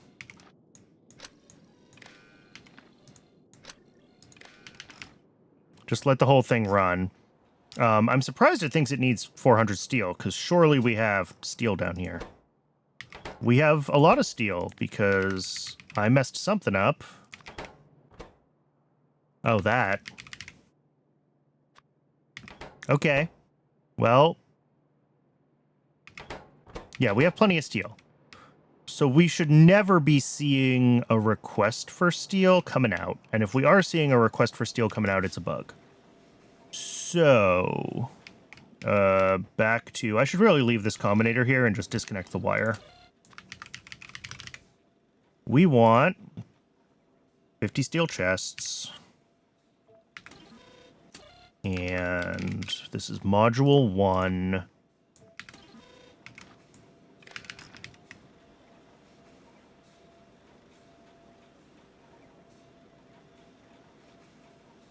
And that looks fine.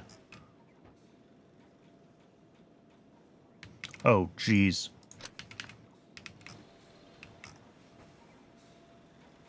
Oh, here we go. We're outputting 400. Why? Because Oh, because I'm not putting this behind a constant combinator. Of course, of course, of course. Or not behind a constant, behind a decider. I do still need a decider here. I changed some of the other things, but I do still need a decider here. And that still has to be based off of this, where we say if anything on red is greater than 0, output everything from green. There we go. And now we're getting the input signal, but we're not pushing it back around the loop. So we should no longer request... Yeah, nothing here latched because that's fine. Okay. So this should now be able to latch steel chests, I think. And if I switch alpha to 0... No, we're not latching it. That's bad. Probably somewhere else where I changed a color and now something is sad. So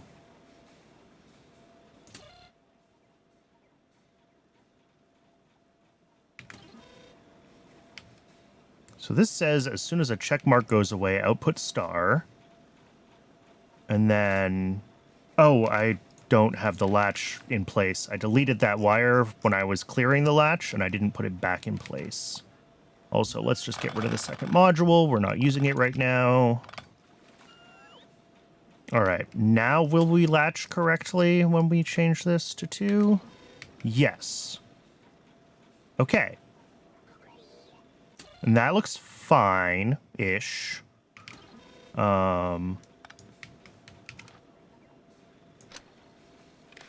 Clear the latch. Confuse the bots. So now, again, let's make sure all of our request latches are cleared. They are all cleared.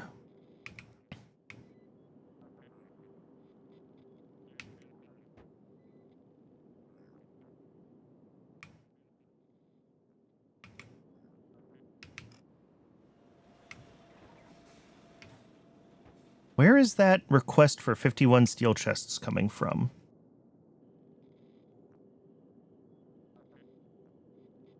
Ah, it's here. It's in this latch. Right. I always forget to clear this latch. Okay. That's all good.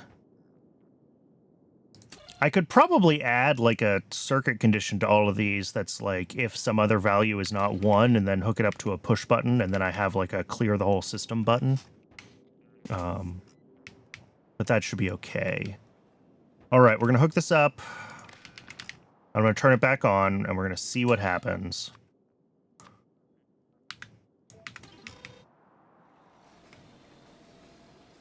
All right, this latched steel chests. And presumably it tried to latch purple and then decided it needed to make steel chests first, which is...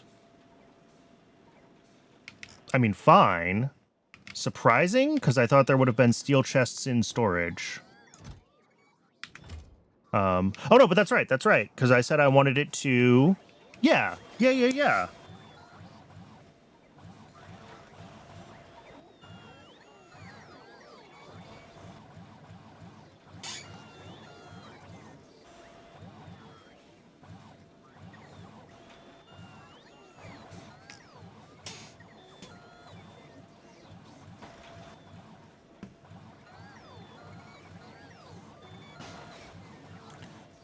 So it's going to make all the steel chests that it needs. I think the only problem is that it is going to make extras. Because in order for this to be requesting n+1...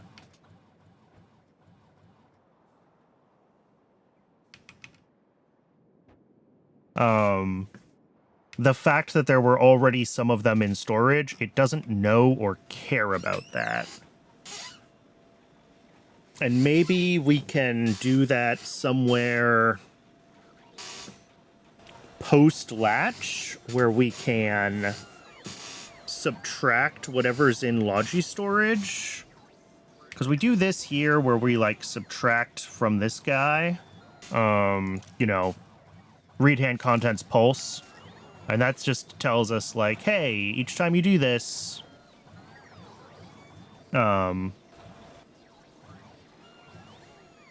maybe instead we subtract everything from Logi storage so that it will craft up until Logi storage has however many it thinks it needs. But then that's not going to work right when we have multiple requests, right? Like batches will get weird.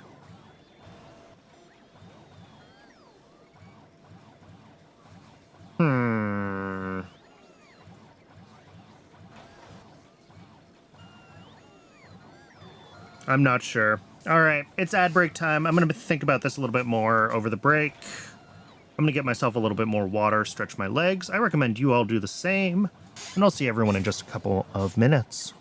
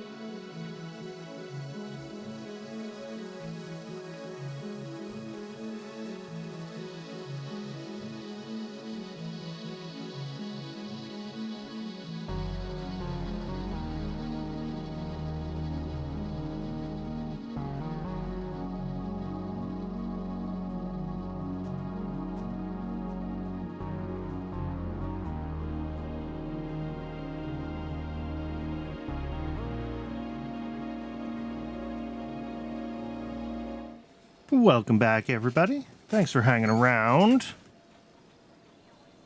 What is...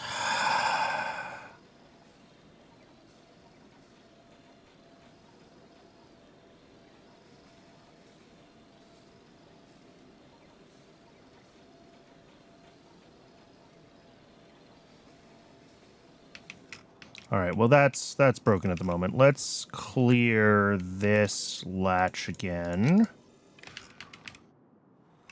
Because this... Yeah.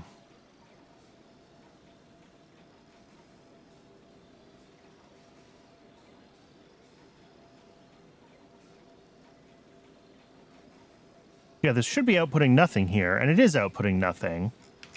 I noticed just as I was stepping away for the break that this had decided to build another, like, 50 steel chests.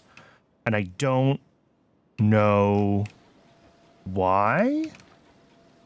And if we fix it so it latches, it does latch. Does it latch? No, it can't latch. Okay, so something is broken.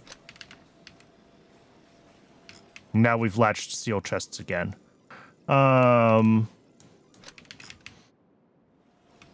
But what is it? Yeah, okay, so we are putting our requests out.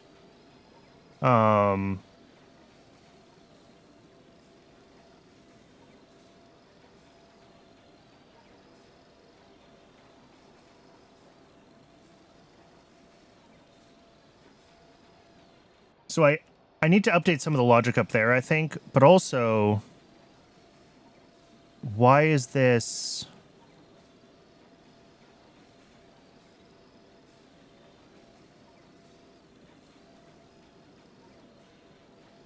ever outputting?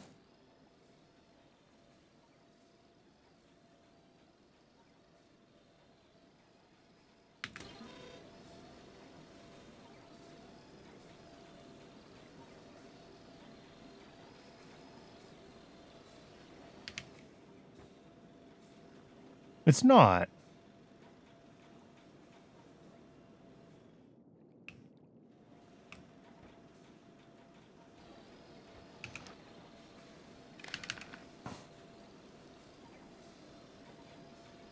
It's latching and then it's losing its latch,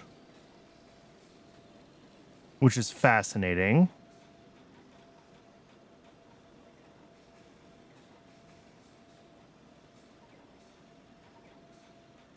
Why is it losing its...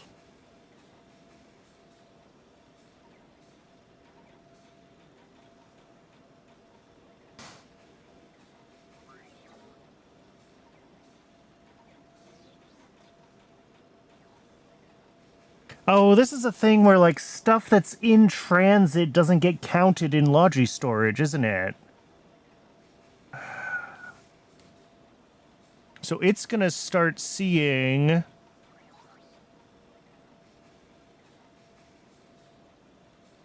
that as soon as this gets requests, the Logi network suddenly thinks it doesn't have enough anymore.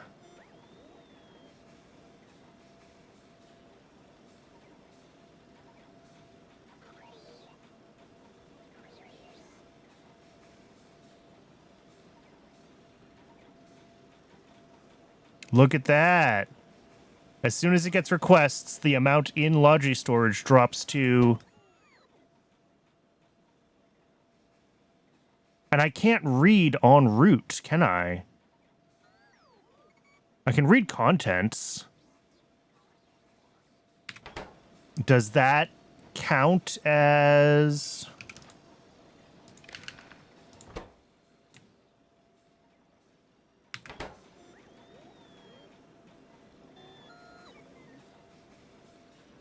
Like, if we add the contents of this to Logi? Yes, okay. And then I guess we also want to do it here, right? We want this one to read contents, including crafting. I'm doing something with that here.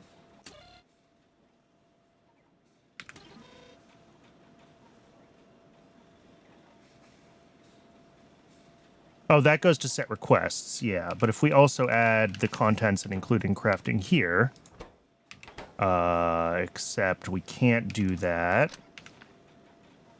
What do I need? Oh, I just need a diode there. Is this a diode? This is a diode.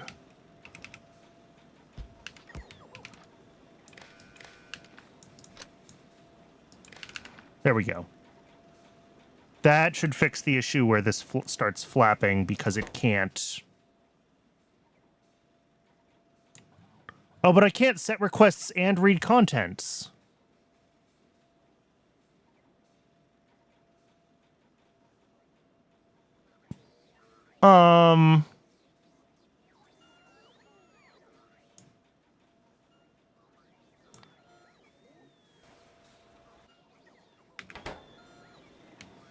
And also, that would need to be a diode as well.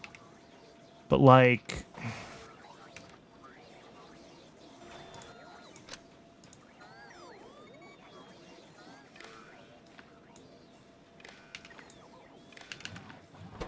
I can't...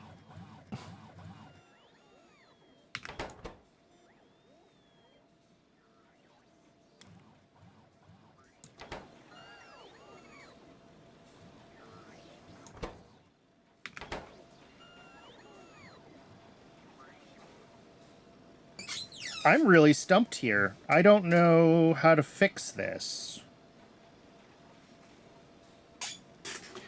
Because here I can set recipe and read contents.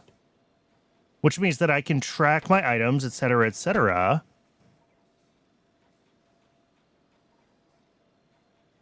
But you can't do that on a requester.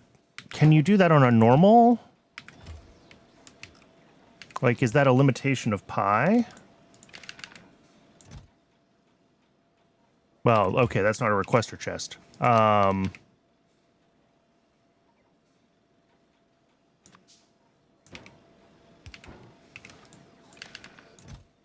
No. Okay, that's actually super frustrating because I legitimately don't know how to fix this.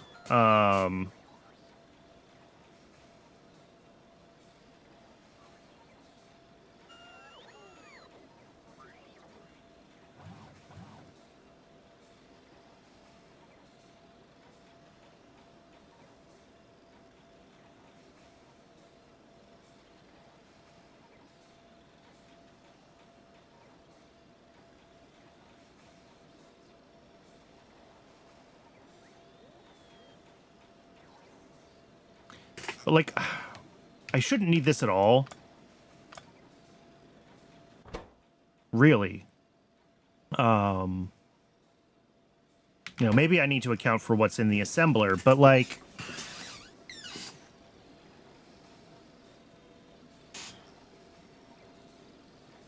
The fact that as soon as things get dispatched, they stop being counted as being in Logi storage, even though they're about to be put right back into Logi storage, is what's causing the problem, right? Like, the contents of requester chests counts, right? If I throw those on, we now have red chips in Logi storage. No, requester chests just don't count. If I make this a buffer chest, will it do what I need? Do I finally have, like, the use for buffer warehouses? I swear to God if this fixes it. Because buffers can be requested from.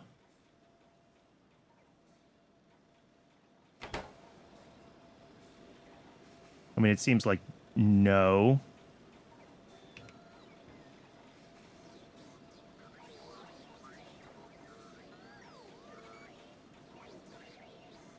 Yeah, I mean, it's the same thing, right? The available...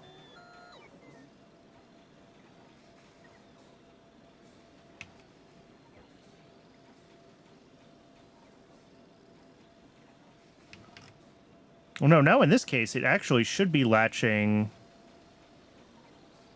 Yeah, we're outputting... We now should be outputting the green signals, and we are. We're outputting the green signals. because now it really doesn't think we have enough chests, but for some reason we're not latching that at this end. Why not? Oh, because I left this unlatched. Okay. Oh, nope, nope, nope. That was wrong.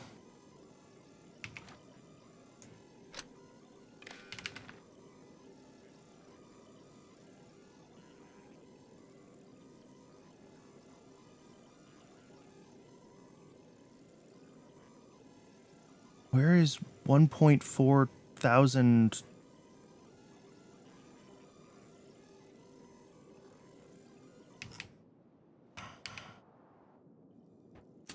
Turn the whole thing off. Turn the whole thing off. Turn the whole thing off.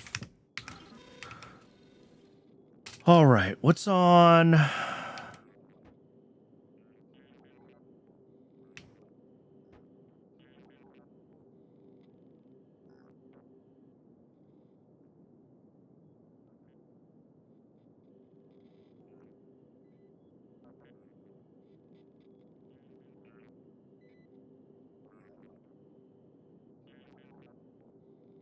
So this needs to latch itself. And this one needs to latch itself. And I need to be more careful when I'm resetting latches.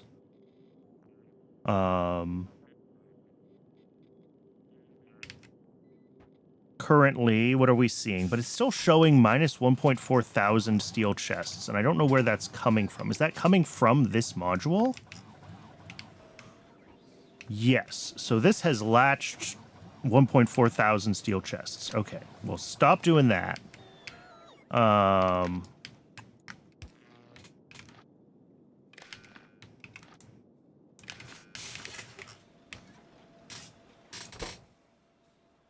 So I was hoping that putting this as a buffer chest would mean that the stuff that's en route still counts as being in logistics storage and would still show up on the output of this.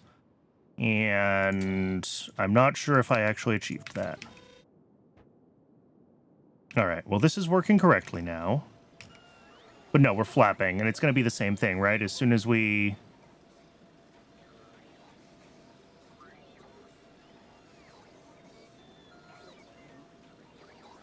Yeah, as soon as we set the request, spots get assigned, and then that pulls things out of being available in logistics, and then it can't actually latch. If I drop like another 50 of these in here so that we actually have plenty, it should actually latch now. No, okay. Maybe that's not the issue.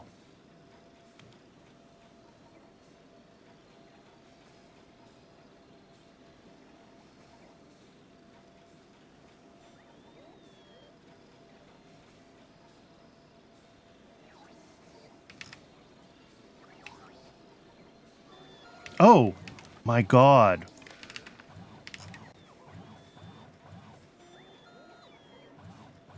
All right, well, it's still not latching, but...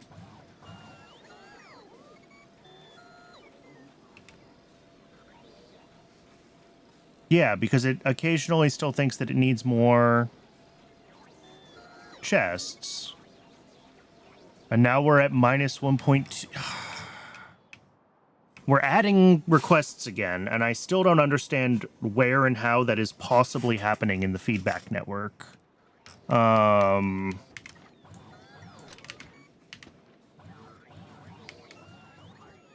where have we latched 1.2 giga chests?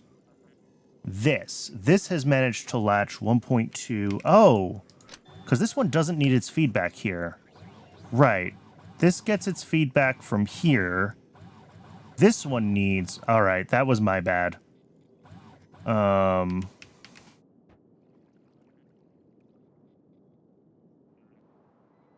right, let's try this one more time. Hook this up. And it did latch wanting to make more chests. And it wants to make 45 more chests. Even though it should have plenty of them in logistics. And this is what concerns me.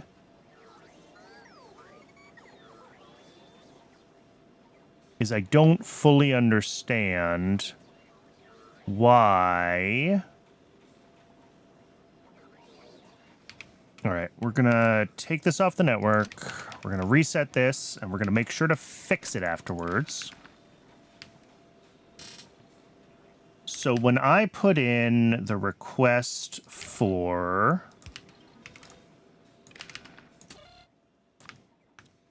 the purple Logi chest, we want 50 of those. And we're doing module 1. All right. This is outputting nothing. This is outputting nothing. Everything should be available. So this is going to want to latch. But then it's immediately going to unlatch, has been my experience. Correct. It immediately unlatched. Can I force it to think it's latched and then... I think the answer is yes. If I do it... Problem is that I'm pulling from green here. That's okay.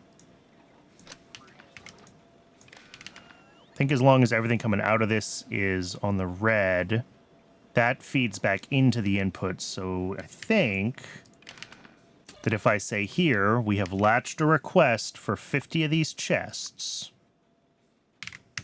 I should be able to inspect the state of this as if it was actually latched for 50 of these chests. Yes.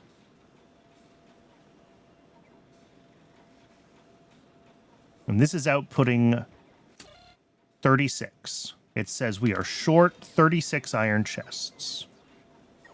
And the reason for that is that it says there are only so many iron chests in Logi storage, even though they're all right here. Factorio, why do you do this to me?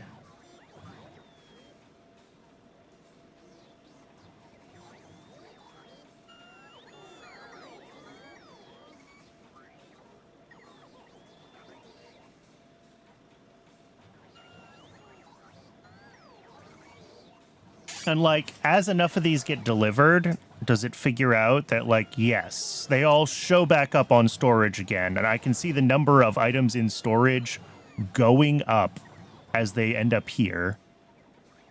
Now it's like, we're actually only short 4 of them. And probably those ones are all in here. Yeah.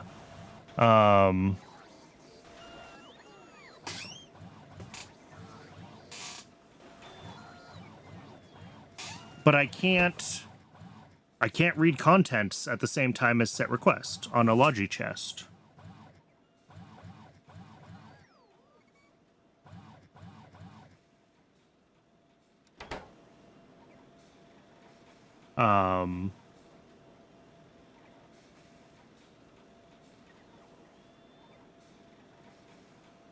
And ignore the fact that we now definitely don't have enough chests. It's because this doesn't work correctly with the negative feedback from this handle, so this hasn't decreased by products finished. All right, so this fundamentally breaks my whole design. Everything that I thought I was doing with this doesn't work, because what'll happen is it'll build the prerequisites, and then it'll say, hey, wait. I mean, eventually, it will fail to craft the purples enough times that it will build up enough steel, because every time it fails to craft the purples, it'll request the steel chests get made. And, like, that's fine for steel chests, but for more expensive intermediate buildings, I don't necessarily love that. I do think it'll work eventually if I just let it run. Like, I think it works eventually.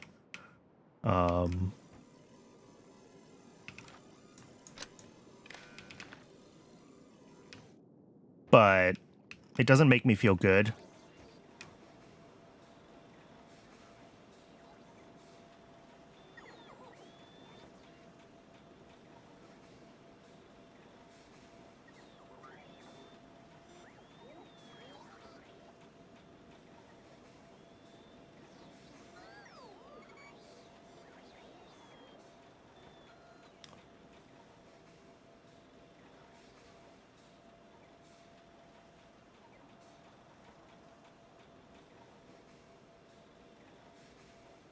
I wonder if there's a mod for that.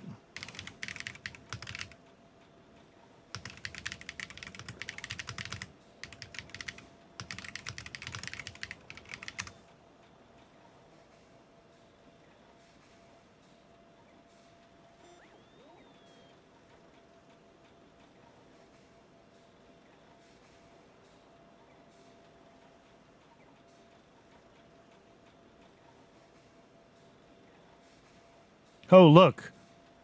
There's a bug about this from 2019. Read logistic network contents should include items in transit to storage or buffer chests. When a roboport is connected to the circuit network, blah, blah, blah, blah, blah, the reported number is often inaccurate since it does not count items currently being carried by logistic robots.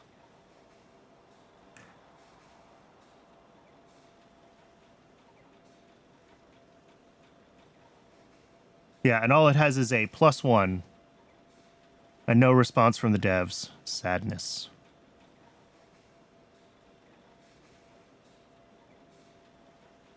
Well, okay, I do think this works. I'm just worried it's going to end up making potentially very large extra amounts of intermediate crafts. Which is shitty, but...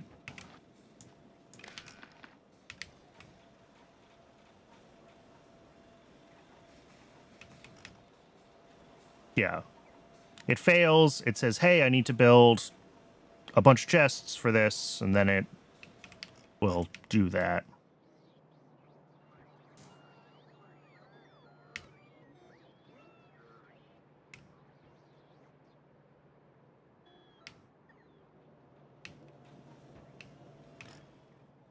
And then probably this will be the last time this happens, right? Because everything in flight, you know, we should have enough chests that he doesn't have to kick it a second time. And, like, over time, we're going to end up with more random stuff in storage. Like, it doesn't necessarily really matter.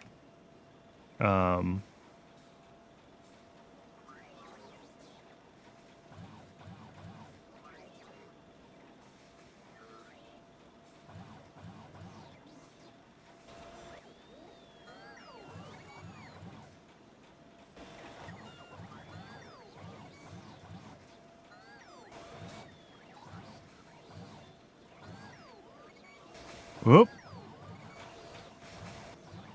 Somehow we latched in 100. And that doesn't make me happy. Why?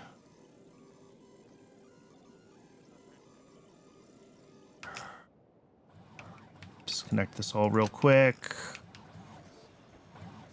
Clear this latch again.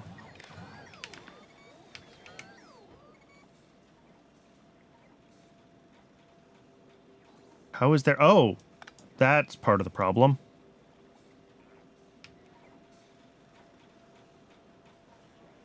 Where are we getting a 3 steel signal on red from? Here? Oh, because it ended up in the latch. Yep. Okay, that was my bad. I left this constant combinator on the system from debugging. And immediately we're still requesting 80 of something that we should not be requesting 80 of. What's broken? Clear this. Is that the problem?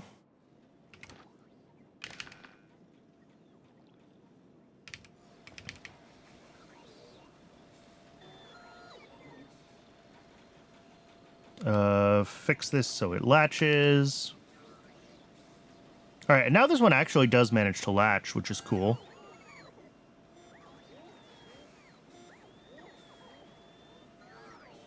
I actually don't think this will work when it fails badly. I mean, we could test it, but I think what's going to happen, if I pull these out here so it doesn't have access to steel chests. Well, now it's just trying to craft.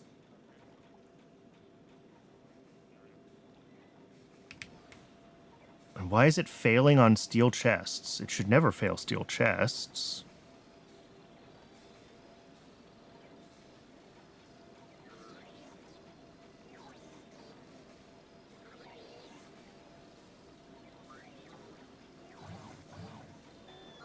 Oh, there we go. It figured it out. Why was it flapping, though?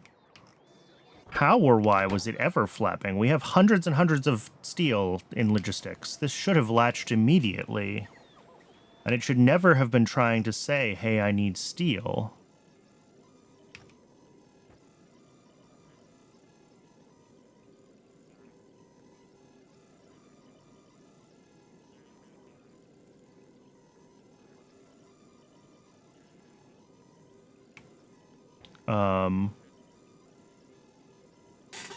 What is this doing?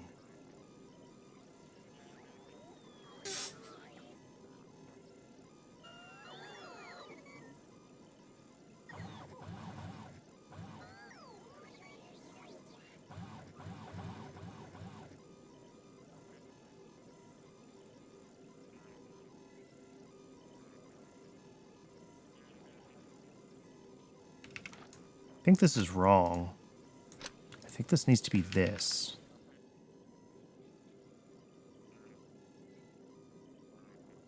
Alright, so that's part of what was weird. But I still don't know why this thought it needed to request steel in the first place, because, like, again, there's hundreds of it.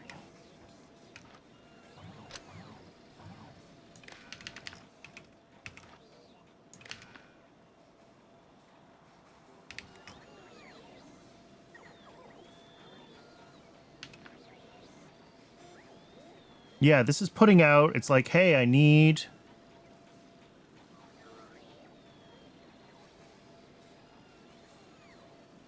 more steel chests. And then steel chests are getting put here. Okay. And they end up here. Where...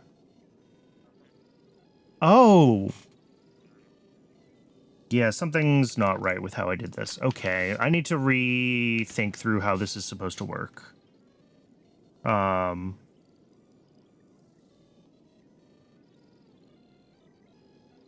So right now, we take the greater value of our latch and our input, and we output it here. And that should become the new value for our latch. Now this takes its green signal, which is whatever's on the logistics network. And for anything that's greater than what's in red, it subtracts it. And then it needs to output its red, which needs to be this, times -1.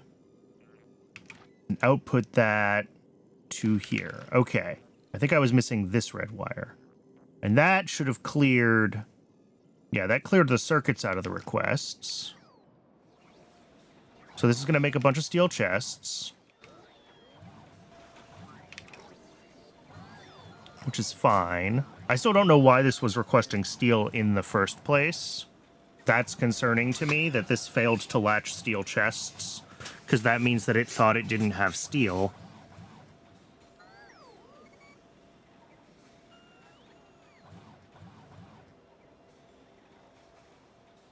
It also concerns me that we have another positive request for steel chests, which means this is at 16, and this is at 28.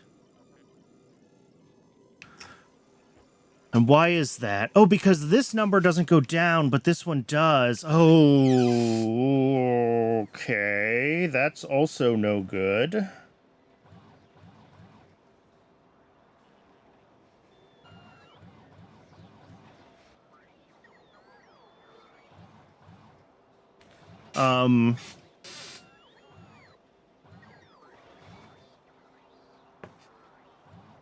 Yeah, because the requests from... What am I trying to say?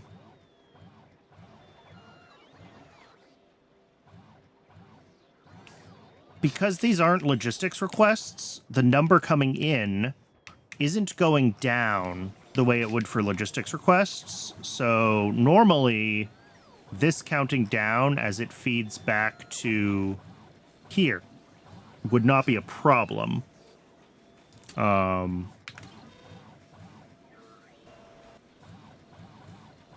I think I might need to, like...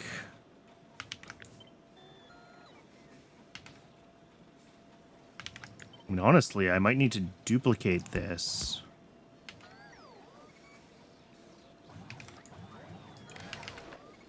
Let's just do it like this.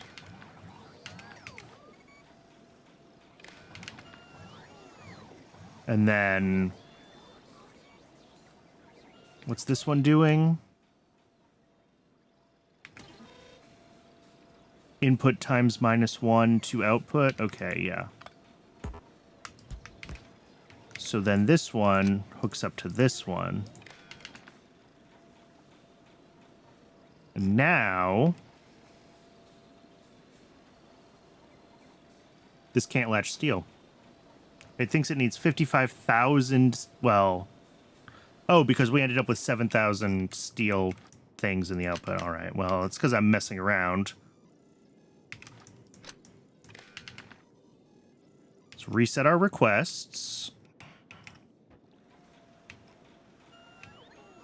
All right, so what should happen now, I hope, is that when this latches a request, it'll latch both of these. And we only count down on one of them, and that's the one that feeds back the whole system. So hopefully that means that... No, but this might still get relatched and count down in sync. It needs to only latch when we're bringing in a new item. Ugh.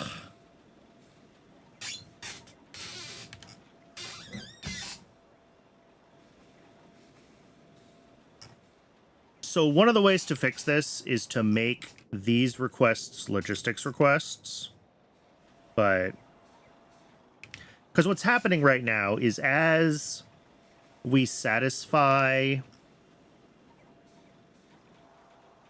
requests for whatever item we're doing, if it's latched here as a, like, intermediate item, then we're counting down to 0 here, and that is what... here, I'm going to go back to this. We're counting down to 0 here, which means that whatever we put on this network to sort of say, hey, we're doing this, is... And, like, maybe the answer is instead of input count, we do this.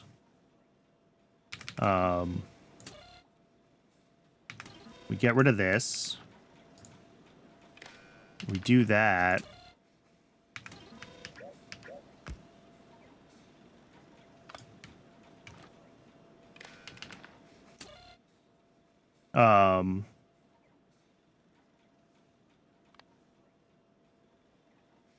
Except we set our constant to, like, that. And that should say that, like, whatever we're crafting, we do, you know, minus 1,000,000. And we're never going to be making 1,000,000 of something outside of bugs in the system. So that'll always stop anything else from claiming the exact same crafting job, which does mean if we, like, request the same thing twice, like, the first batch has to finish before the second batch can get queued up. But also, that's probably fine. All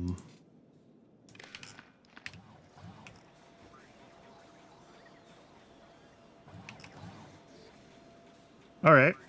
So we were able to queue up More of these. How many more does it think it needs? 30. Sure. How many do we have sitting in storage? Yeah, like 20. Oh, because I have a bunch of them. And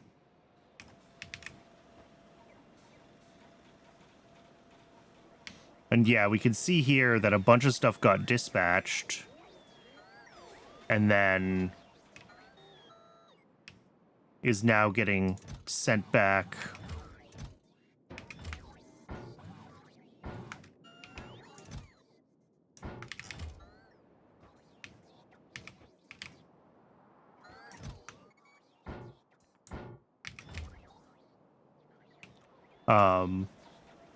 So eventually, this should get enough steel.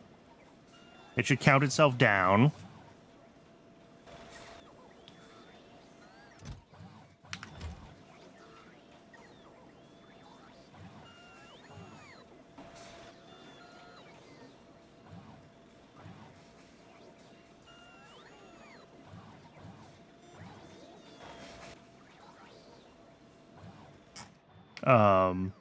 Actually, now that I emptied my inventory, it would probably properly latch purples now, and purples would get built.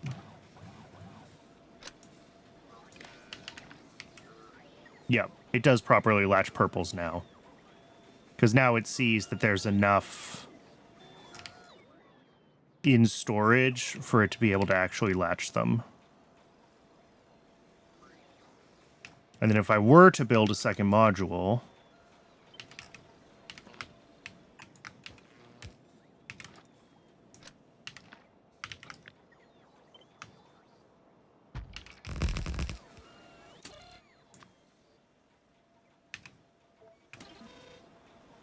This one should now decide...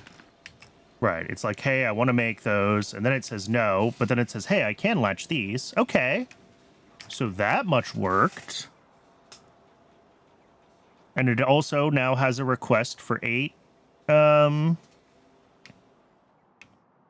warehouses. It also thinks it needs some red chips, which it's not going to get unless I throw them in my trash slots. But that'll be fine.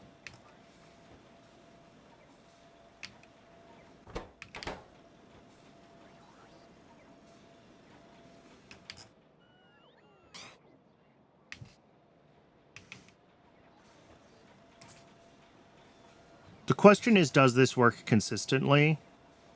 I think there is the risk still that it will latch a recipe, unlatch it because the bots get things. The bots will put items back into logistics storage, and then it'll try again, and it'll say, oh, I have enough stuff for this recipe, and it'll just flap. That's my concern, is that it can get stuck in that kind of state. I don't know how to do anything about that other than to just watch it and see if that actually happens. It's really frustrating that items in flight just vanish from the network.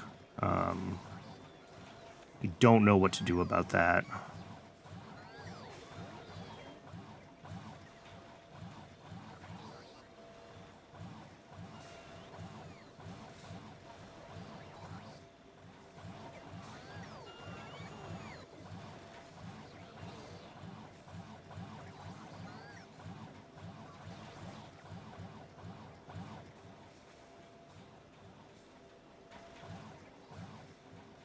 But well, I think I do still want these to be, well, it shouldn't matter if these are buffer chests or not.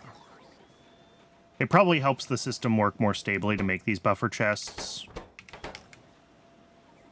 That way they're still considered available to the network when it latches itself in.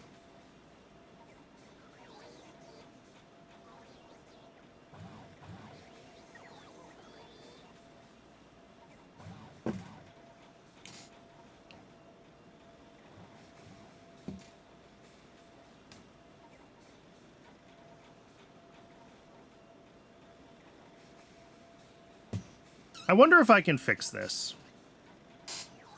If I get rid of the whole thing where it tries to make sure, like if I stop it from unlatching during normal operation and I only make things missing prevent it from latching the first time, can I guarantee that I like can properly reserve everything that it requests? No.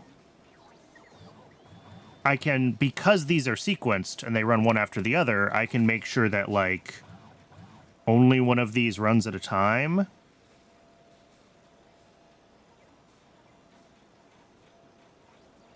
But I can't make sure that only like one of them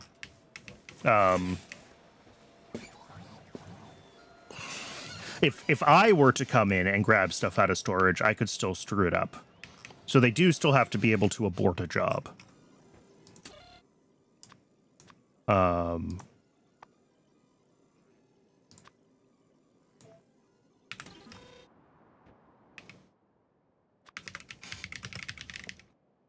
I need a wood processing unit. Let's see if we can get everything for wood processing units on the system. And I think I have to disable warehouse right now because it's trying to do that over my wood processing unit. Oh, and that one.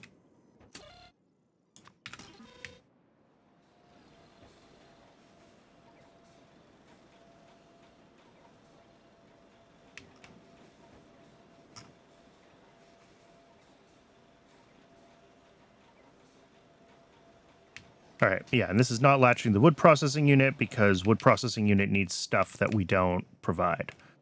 Oh, steam engines and burner mining drills. That's right. We were looking at this. And then we got really distracted because it turned out that my thing is just horribly broken. Let's go back to steam engines and burner miner drills. That's...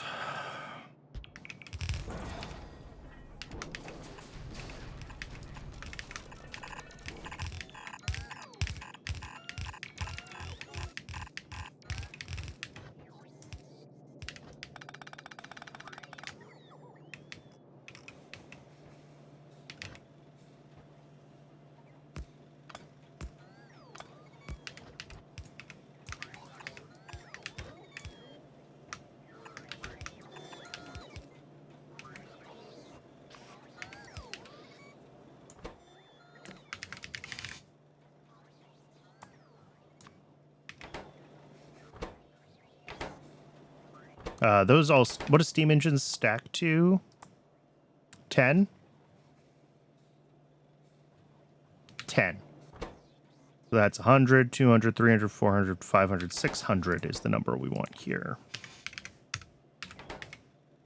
Burner mining drills stack to 50. Okay, so that's going to be the same as these. That's 3,000. But this one should turn on. And then if we grab another copy of this...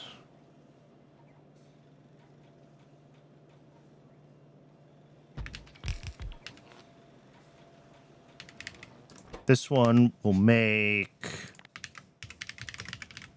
burner mining drills,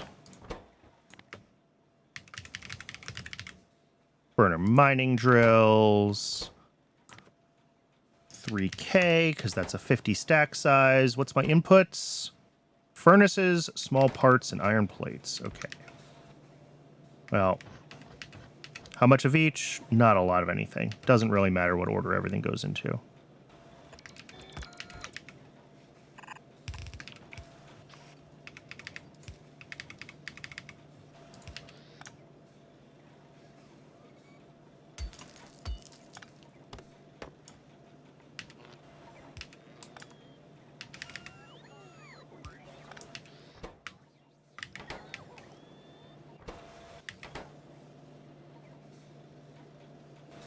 Oh, that is very hungry for ingredients, isn't it? Let's actually do...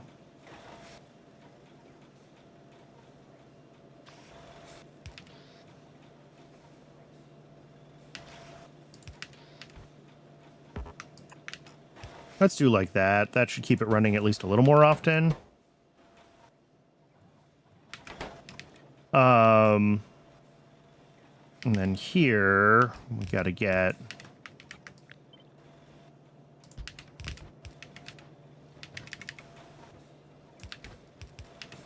And then we also need... We need stone. And stone is just something I have to bring in on rails. And throw on, I guess, a belt.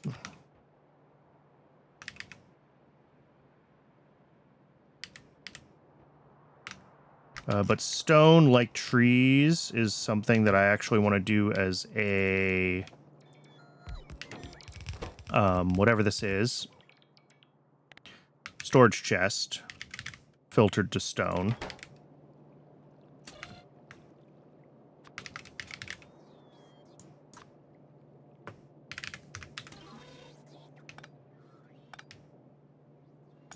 Am I out of something?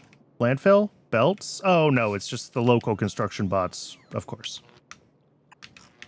I keep thinking something's broken, and it's just other construction bots that are slower than mine are doing the work, because I'm in logi range. I'm usually never in logistics range. It's faster if I do it.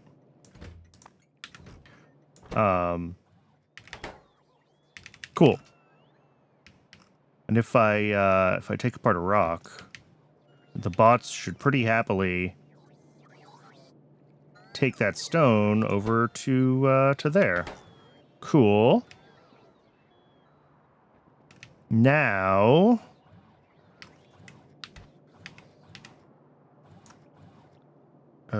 I guess it is the same as this one. We just have to run a belt up. Stone furnaces are another one of those things that we are going to use a lot of. So, like, it's worth having this one on the belt mall, the belt portion of the mall, the bus. I just have to figure out where it goes through.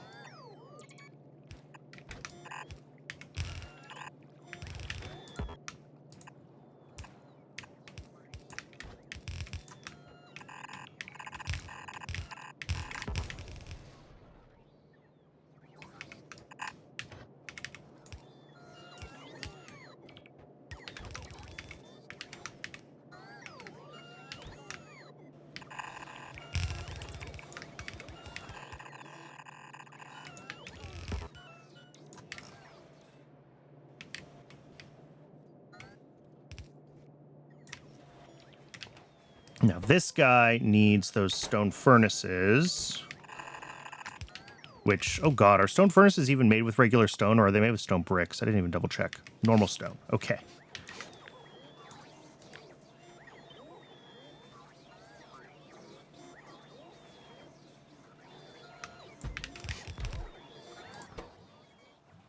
Ooh.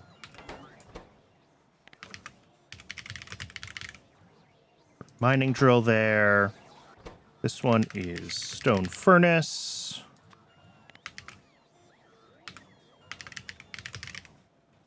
Stone furnace. Those stack to 50, so 3K is good.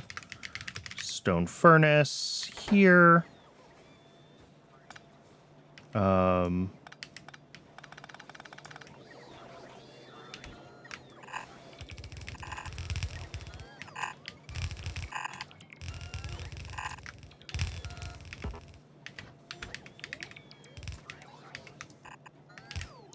Get this figured out.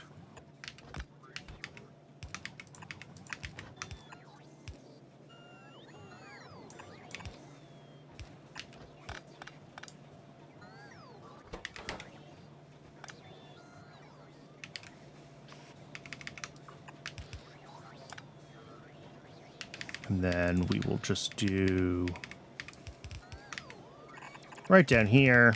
And we can route those stone furnaces to anything else that happens to need stone furnaces over the course of running the mall.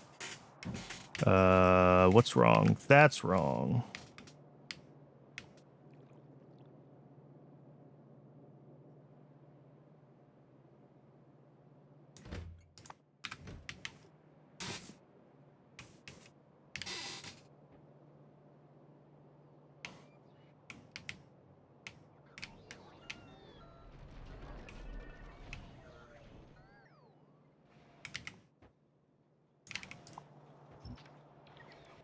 I'm curious what state this has gotten itself into. It's just trying to run that craft. And as far as it's concerned, that's the only craft to run. Okay, that's good. Because I disabled the requests for the storage chests, right? So that makes sense. It should have had still some stuff latched in here. Yeah. What uses stone brick like that? Is that these? Or a regular warehouse? Yeah, regular warehouse also needs stone brick. Okay. We can bring stone brick in, I think, on one of our just like normal provider stations. Yeah, we'll find out. For now, we'll put it here. I can always move it. What this just means is that it's only available to... And I could put it on... I guess I only need to do these storage chest ones for stuff that is going to be in my trash slots that I want the bots to put in these chests, right? So, like, stone brick probably doesn't need to be.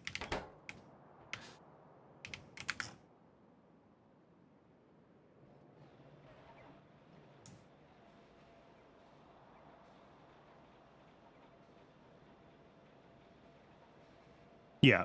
And this is trying to latch. It's just like, hey, I'm missing a bunch of stuff. Although, a bunch of that stuff should be available. So, oh,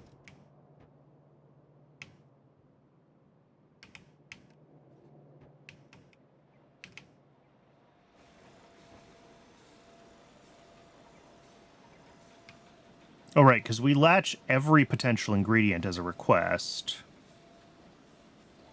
And then whatever is actually in the Logi network should just be getting filtered out. Yeah. And it just never even makes it to...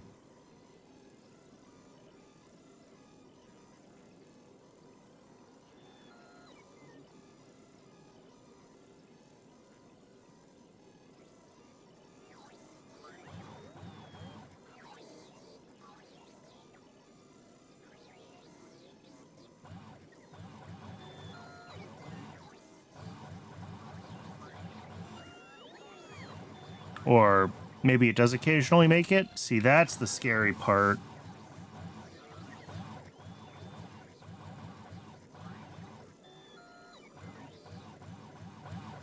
Are we actually sometimes latching... I might have to think more about how this is working. Just to make sure that we're not going to latch too many extra prerequisites. Oh, but this has decided that it can craft this thing for me. Awesome.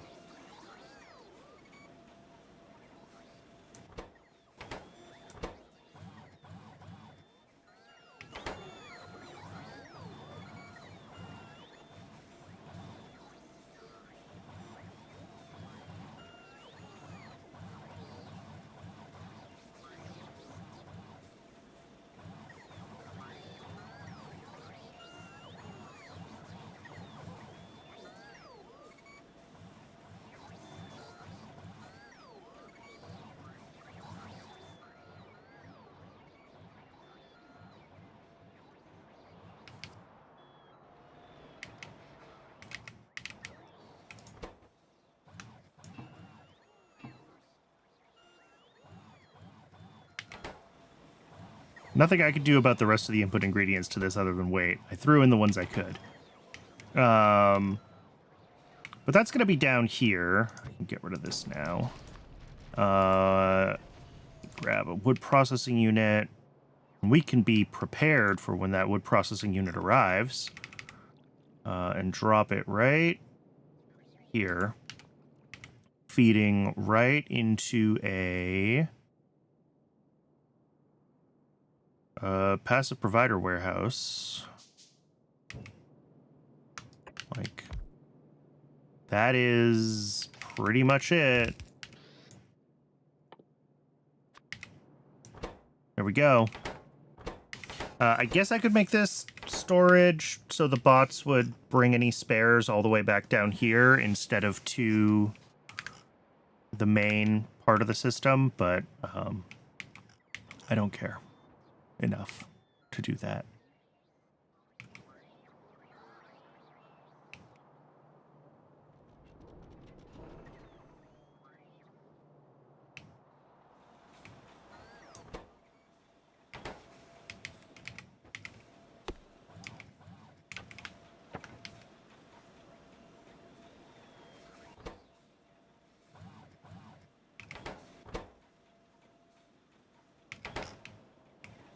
Oh, it is ad break o'clock again. I do run just the one ad break an hour, just long enough to keep pre-rolls turned off because I hate pre-roll ads. I'm going to step away and get a little bit more water, and hopefully when we come back, this will have finished and we can turn some more parts of it on. It may still misbehave, but we're getting closer. I'll see everybody soon.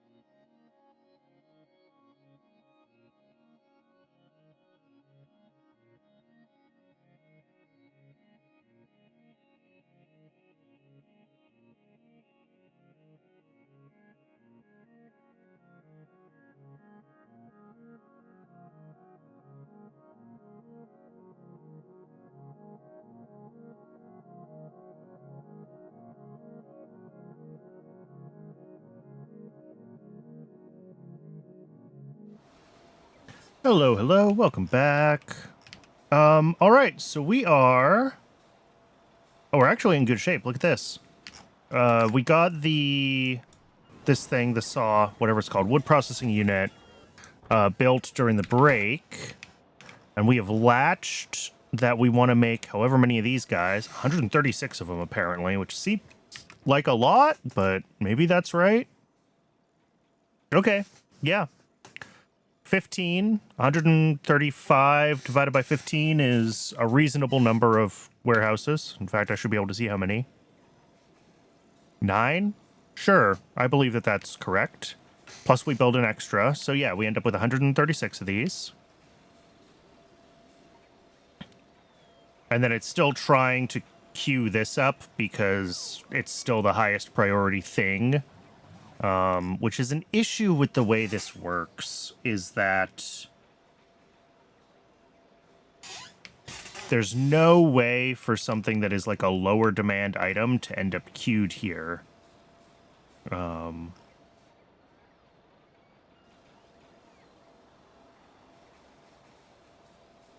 Because it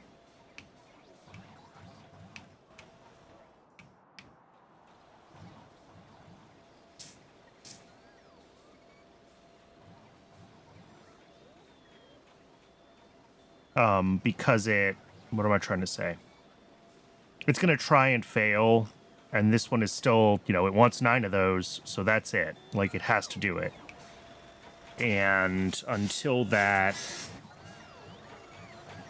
gets, until this is done and this can fire off, every module is going to keep trying to do that.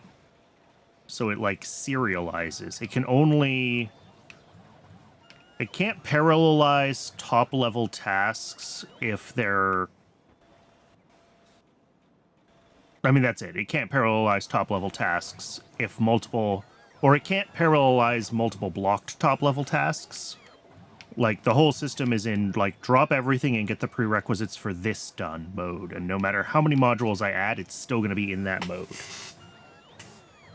The more I watch this thing work, the more I hate it, and the more I'm convinced that I do need to redesign all the logic around these, unfortunately. Do I want to do that today? Absolutely not. I think it's probably good enough that it'll be able to, like, do what I need for the next couple of dozen hours.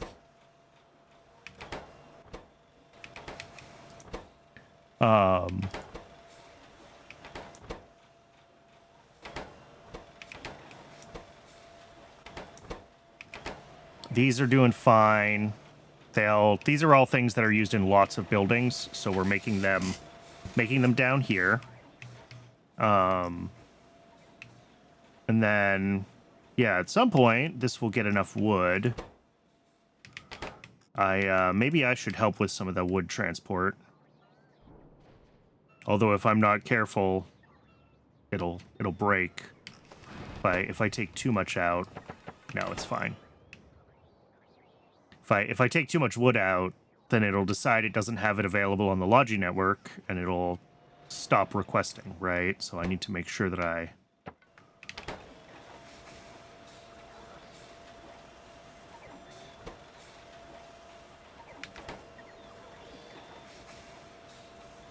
All right, so this should be...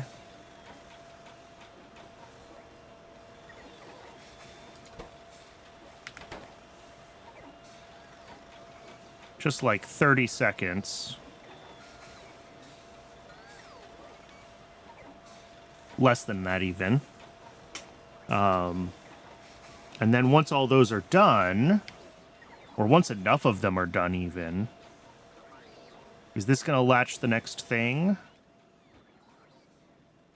No, it's not, because there's another ingredient missing.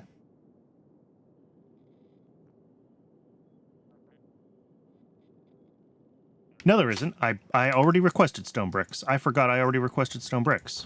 Cool. So yeah, this should be able to... There we go. Latch these.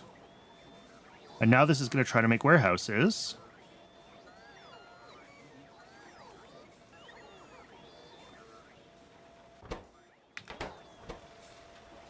And this is still making some extras for some reason. Ah, I think it did the thing. I think it did the thing where it was like, hey, I can run, and then failed as soon as the bots started to pull items out of storage. So it re-enqueued this. So we're going to build twice as many chests as we need. Yep. That's what's happening. Which, like, for wooden chests for this craft is a lot of fail, right? Just because this uses a lot of wooden chests. But, like, most of the time when we're requesting small amounts of things, it's going to do that. At most, it'll be a couple of buildings. And again, we build extras anyway. So instead of building just 1 extra, we might build 3 extra. And There are other issues with the way this system works, and I may want to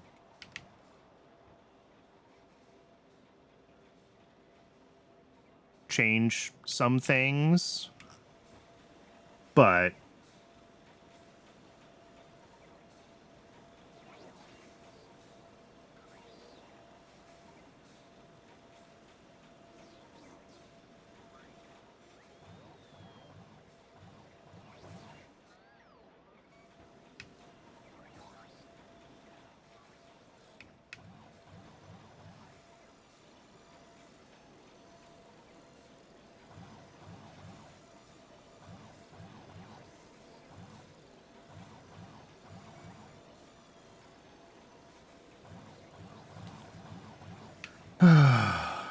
it does seem like...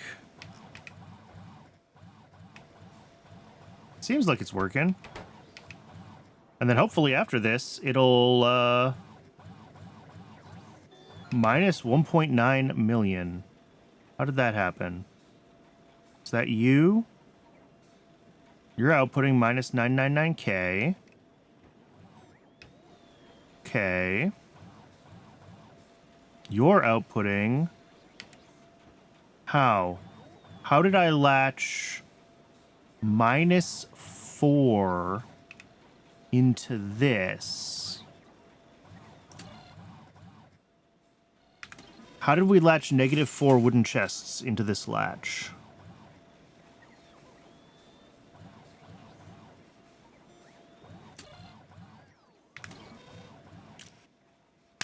It's this. It's because we pulse... Cute. So yeah, at some point this pulled wooden chests out of here, maybe because the recipe flip-flopped once, and it latched those in the latch. That'll get cleared when this is done. What that would do is it would prevent another module from choosing to make wooden chests if there was actually a request for wooden chests. So, like, maybe I filter this to the output here.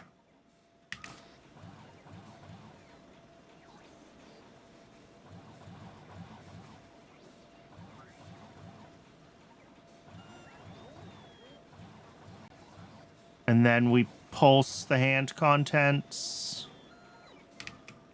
I need to be careful about that, though.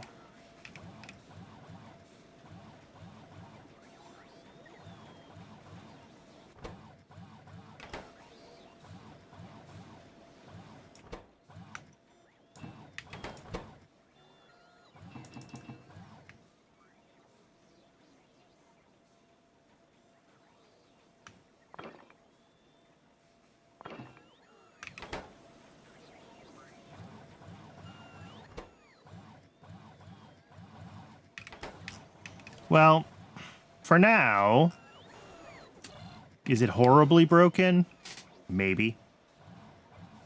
Not horribly. Only partially.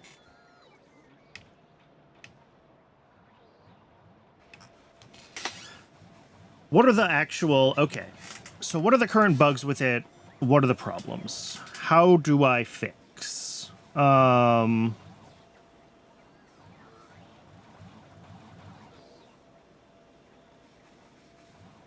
These are the questions.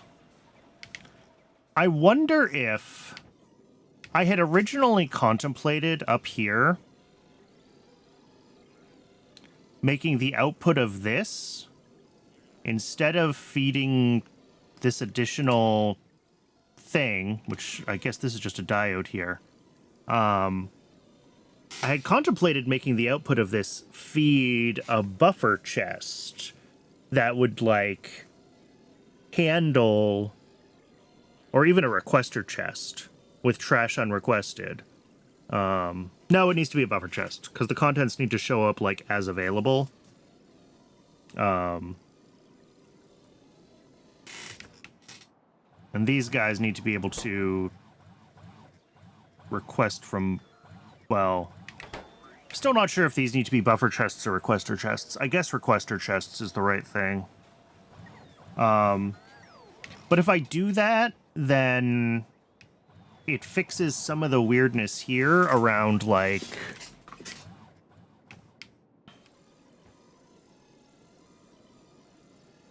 how we're handling different modules. The other thing is that, like, each module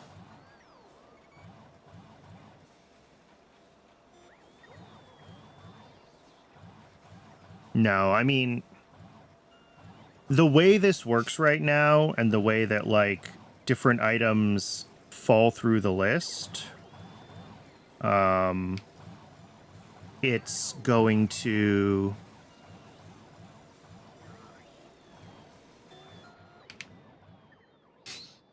What'll it do? What am I trying to say, even?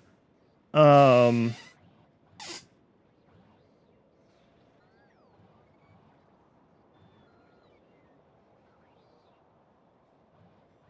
like, ultimately, what I want... And maybe what I need to do is get rid of the thing where they fail to latch. Maybe that is the whole problem. That's a lot of complexity, and it exists for the case where all of my modules are occupied and all of them are blocked on wanting something else to happen. And there's a way to solve that, and it's to make more modules. So if we get rid of all of that complexity and assume that we can just always scale the number of crafting modules, then what we do is they all take turns. If they don't currently have a crafting job, they latch the highest requested crafting job available, and then they'll have a requester chest. Everything they need shows up as logistics requests, and then the next module will just do the right thing and end up pulling their dependencies. And that's much, much, much simpler than everything that I've done here. And are there problems with it? Maybe. Maybe. I don't. I mean,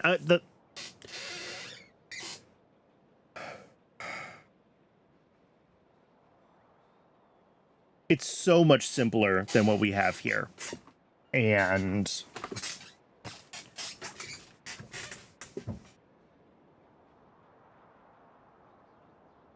I think there's other fun things that I could do with that, where, like, once a module has claimed a craft, it can...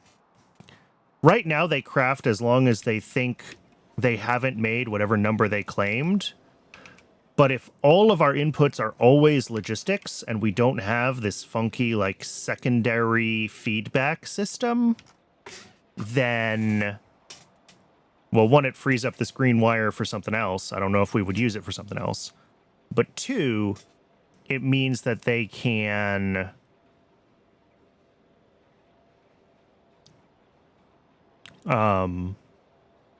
they can actually watch the logistics system, and they can say, as long as requests for this item are still present, then... Right, they only really have to latch the item itself. They don't have to latch the count.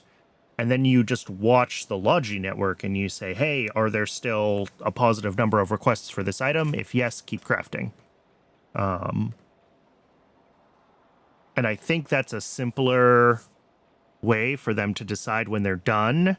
It works correctly when, like, I have a machine making factories, and then I tell it to, and then I, come in and I say, oh, actually, I want twice as many.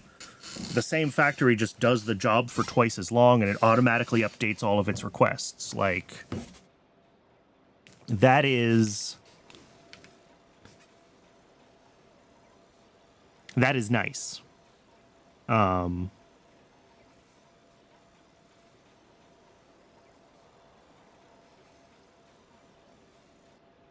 Can I do something? Let me do a quick test here on a separate logic network. I want to understand something about how deciders work.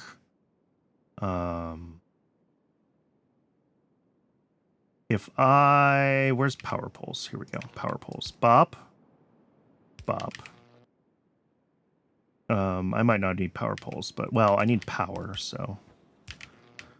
We're gonna drop down 2 constant combinators and a decider.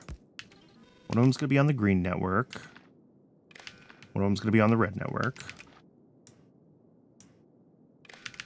For the red network, I'm gonna say, I'm gonna claim I have some kind of request coming in, right? We want 20 pi tanks and 5 iron chests. I don't care. This is a test.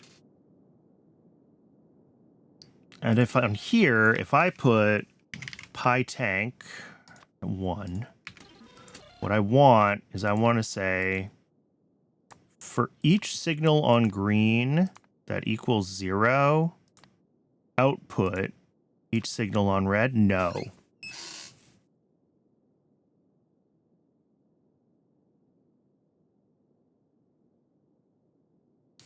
If I do for each signal on green that does not equal 0, output that signal on red. And then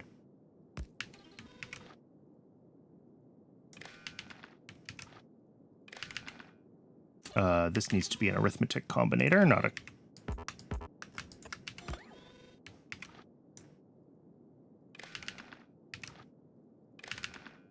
a red minus green.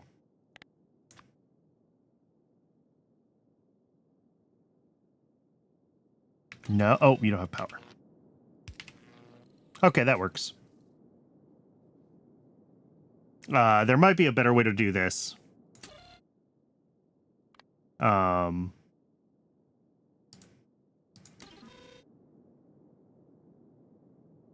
But basically, if I'm going to, instead of latching quantities into each module, if I'm just going to latch the single thing that they are building, then we want to make sure that that is...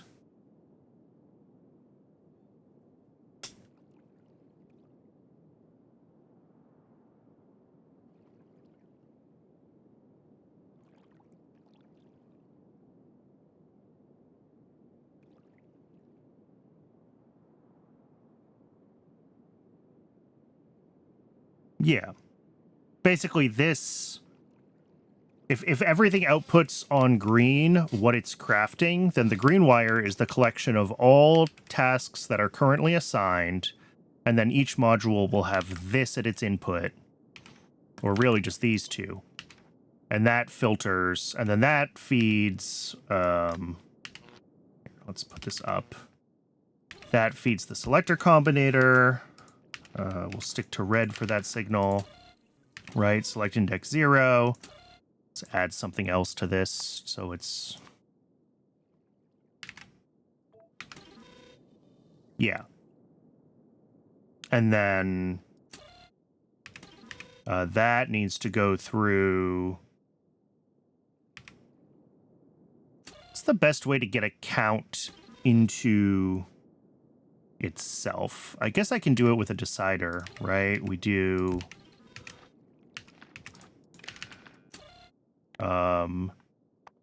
for each signal greater than 0, output each signal at 1. Yeah, there we go.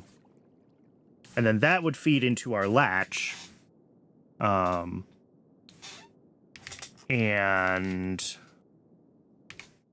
we're going to have a latch, which is just... I mean, it's 2 decider combinators, right? It's... this one hooked up to its input. This one hooked up to its output.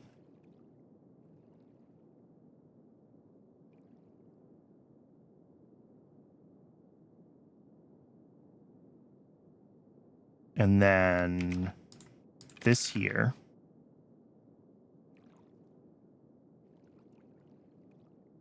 And then we're going to have some sort of signal that decides when it's time to latch a new recipe.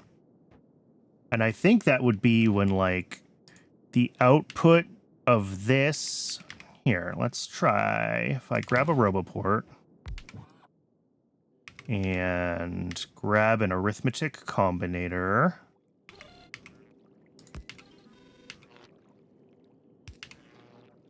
And if I say we have this Roboport, read requests,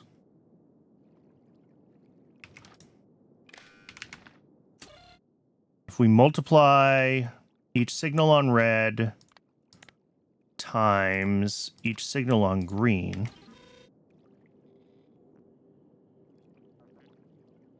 and then we output each signal, and then we throw that into a decider. And we say, if anything is greater than 0, we output, doesn't matter.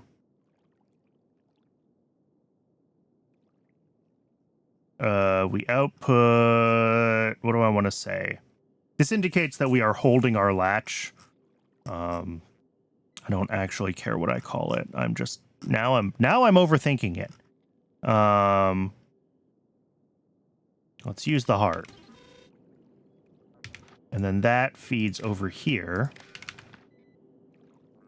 So this runs as long as heart equals 0. You output everything that's on red. So that's holding the... No. As long as heart equals 1, we hold the latch. Here, if heart is 0,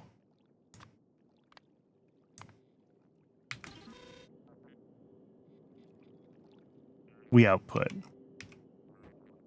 So then we output that, and we should be doing red times green. No. Yes. Because what this is now saying, right, is that this item that we want to make, there's no logistics requests for it. So we should unlatch it. So I need to put stuff on here that's actually coming from our logistics requests. Oops.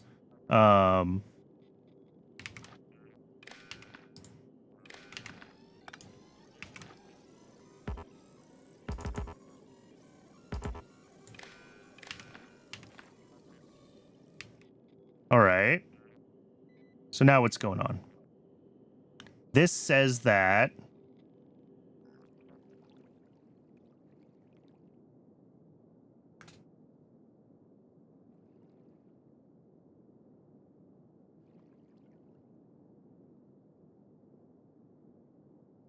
we're outputting 1 here. We're reading logistics requests.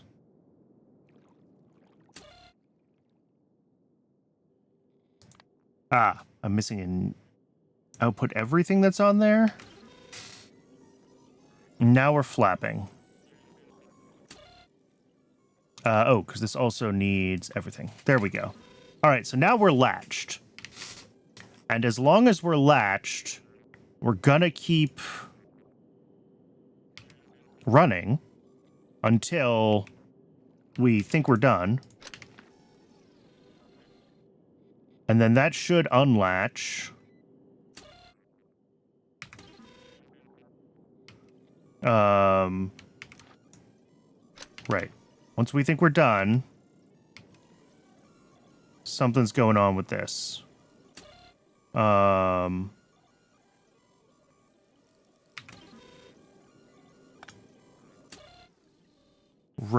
So this is saying for anything that's on green that does not equal 0, output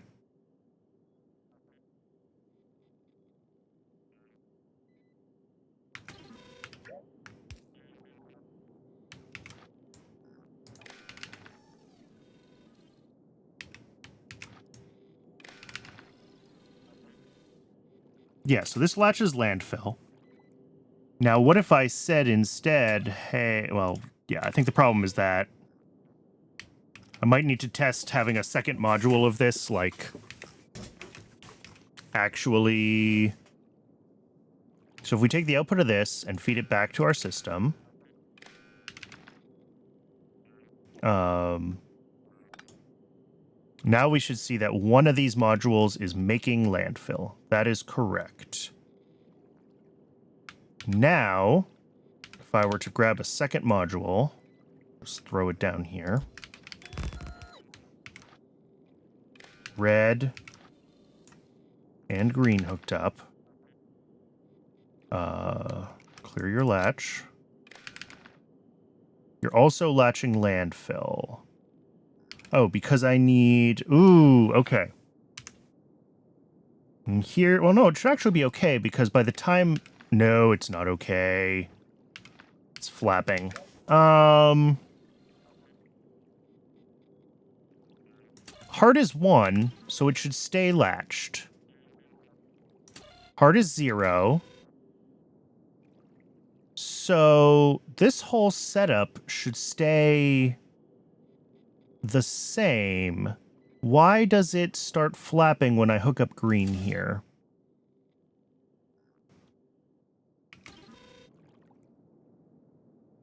Oh, because this is wrong.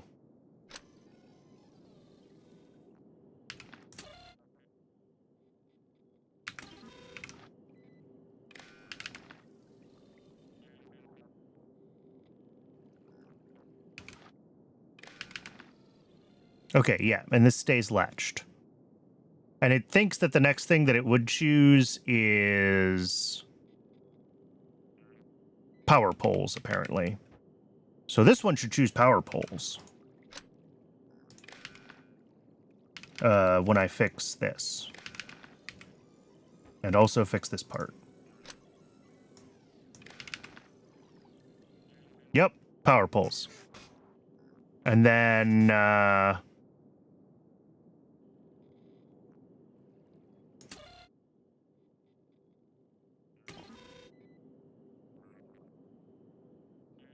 excuse me. We need to have another RoboPort here, hooked up to this. There we go. And now it actually latches power poles. All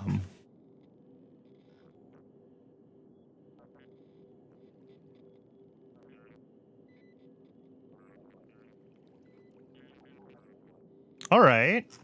And then as far as setting our crafting recipes and reading all of our ingredients, that's just another arithmetic combinator, right? Which is taking red from here and green from here and just multiplying them each together. Right, and that's our requested amount. So then that feeds our 2 of these guys. One of them is, I mean, they'll both set recipe from this. One of them will read ingredients, and then a little bit of math on the ingredients will feed the next doodah. So this is good. I think the only thing that needs to happen in addition to, like, sort of this chain of logic is these need to know when it's their turn, so not everyone tries to grab things at the same time. And I think that's just one more decider combinator at the front that, like, gates the input to the selector to when it's their turn to grab something. And that way they have basically nothing feeds into here, so they can't latch. So they'll be sitting in an unlatched state until they finally are addressed, and then they can run. Okay.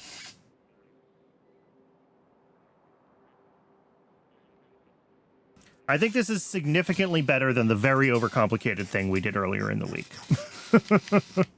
It will probably have its own issues and problems. And by probably, I mean definitely. But I think I am sufficiently convinced of its correctness that I am ready to I'm going to do this. I'm going to put this in a blueprint just so I have it. 2x modules just in case. And then we're doing this.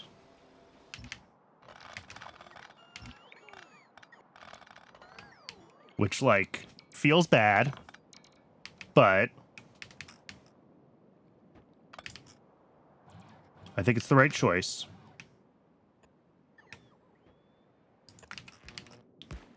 So up here, we don't need any of this anymore because everything is purely driven by logistics requests. I don't think we even need this latch anymore. I think we just drive it all directly here. So yeah, this is now getting our filtered logistics requests. And our incrementing... We don't even need that anymore, do we? Yes, we do. How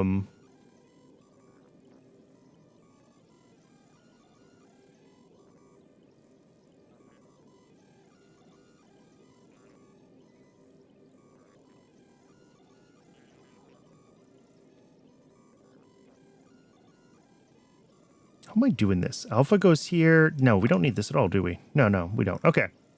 So yeah, this is just our alpha counter now. So down here,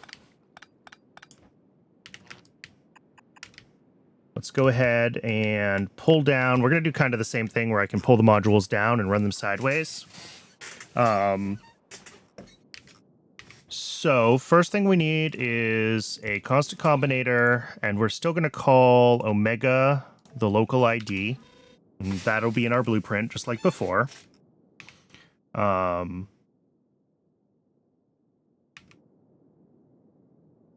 had some logic that got rid of alpha before. Ugh.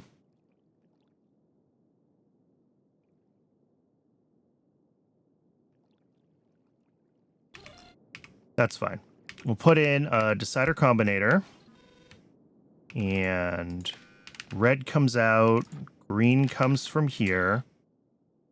And we say if alpha is equal to omega, output everything from red. Which is currently nothing because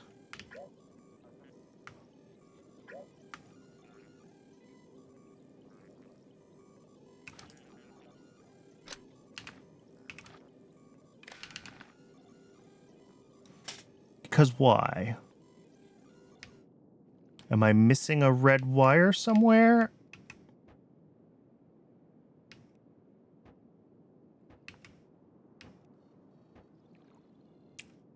Eh?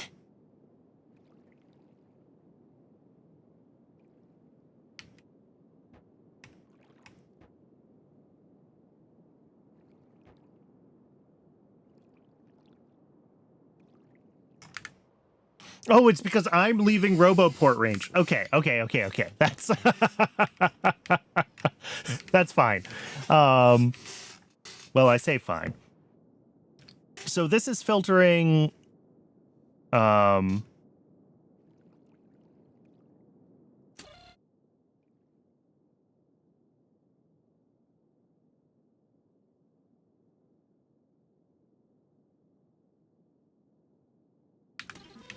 let me get some logi requests happening just so that we can like see some stuff.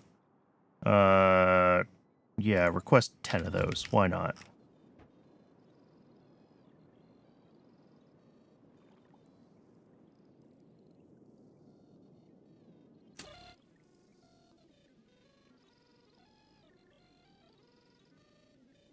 Wait, this is not outputting alpha, even though it's set to output everything on red. Huh.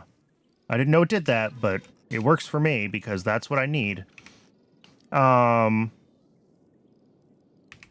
then we need to do the thing where anything that's on green gets filtered. Oh, I deleted my logic. Darn it.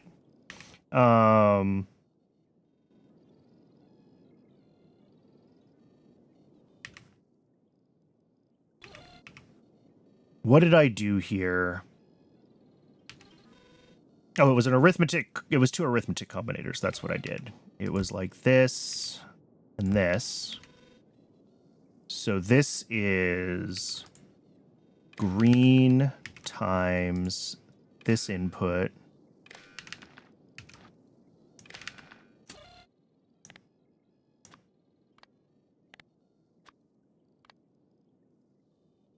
Which is nothing at the moment. And then this is red minus what's coming in on its green, which is nothing at the moment. Outputs each signal. And pull that over. And we should see that that is now, every once in a while, doing that. Okay. So that's everything that is not currently being crafted by someone else. That goes through the selector combinator.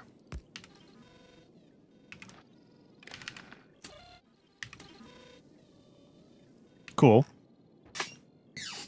And then that feeds the latch. And this was...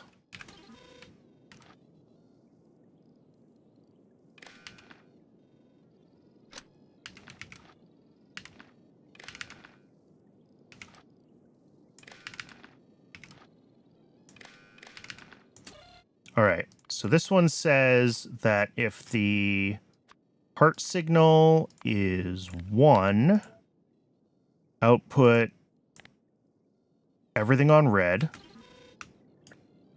And this says that if the heart signal is 0, output everything on red.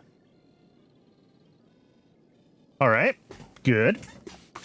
The output of our latch goes... no. We need to turn this value into...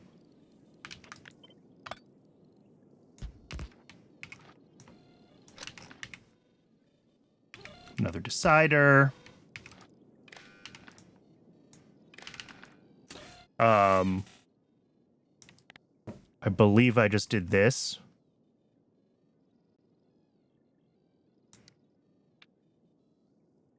If anything on red is greater than 0, output everything on red at 1. Yeah.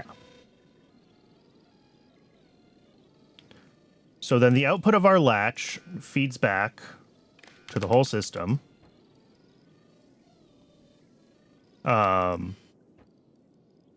Now we grab a roboport.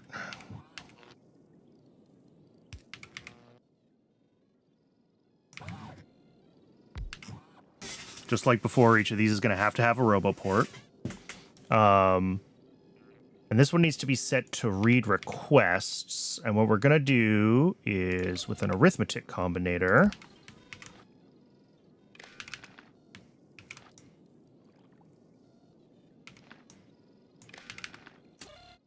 we say if red times green, output everything.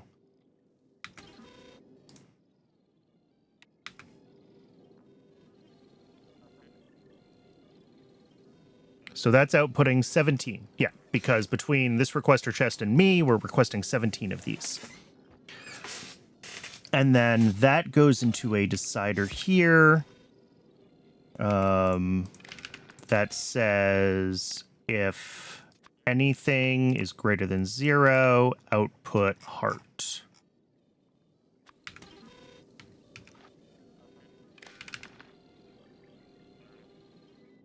All right. So this has now latched itself. Once there are no longer any logistics requests for warehouses, it should update with the next clock tick. Well, no, it won't because there's no other available things, but it should at least unlatch itself. Let's see it unlatch itself. Yeah, it's unlatched. Cool. So, I do need a diode on this green wire.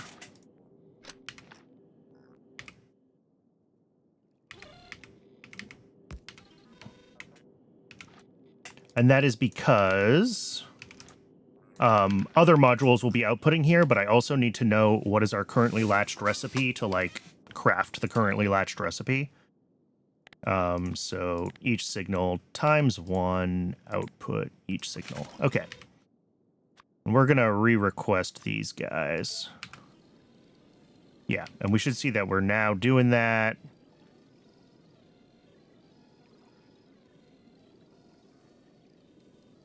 And it gets filtered out, right? It's not available as a request to claim, but it's latched here. So this guy will now want to make requester warehouses until there is no longer any demand for requester warehouses.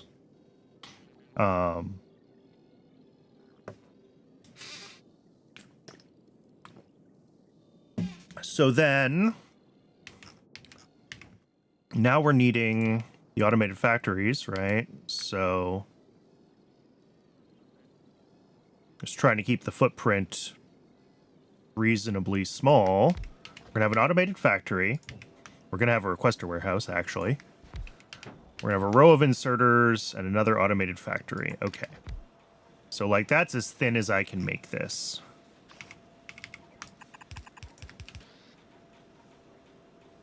Now, each of these is set to set recipe. Set recipe. And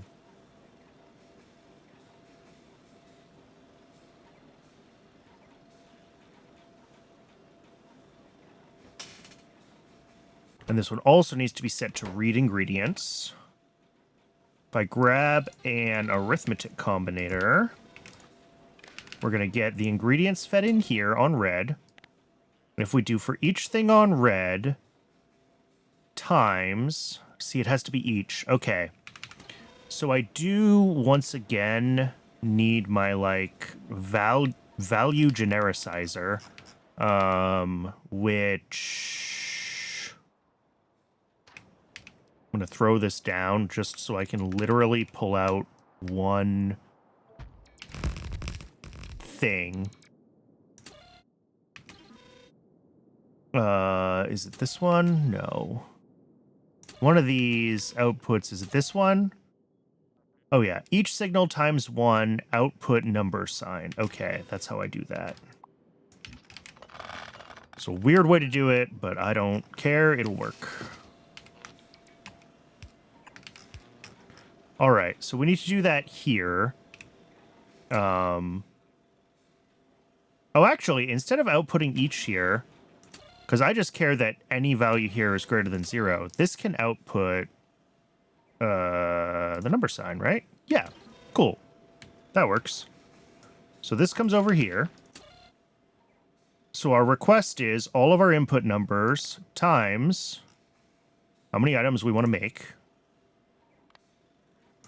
And then we output each. Except that's also outputting number sign. There we go. That comes into here, which is set requests, trash unrequested.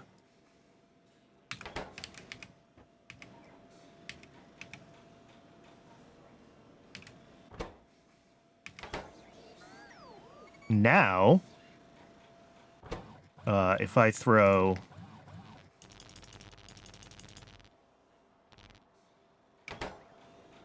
some other stuff in here,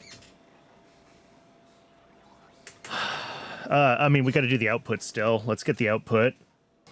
Active provider chest, right, like here. Blue inserter.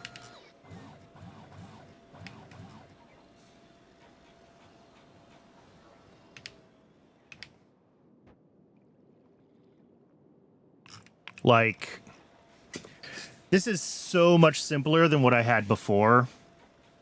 And it's not as smart, right? This is a fundamentally stupider design. But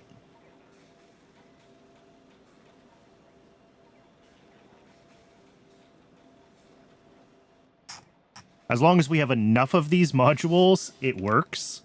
That's kind of the thing, is we have to have enough of these modules for this to work right. If we don't, it fails. Yeah, now it's saying like, hey, actually, we need more of these warehouses. We don't have enough for some reason. Lord knows why. Yeah, satisfaction, 4 of 8. On the way, none. So then we need a second module. And this is where I'm less enamored by this design. Here, let's copy this over here. Let's change this ID so we can set up the blueprint.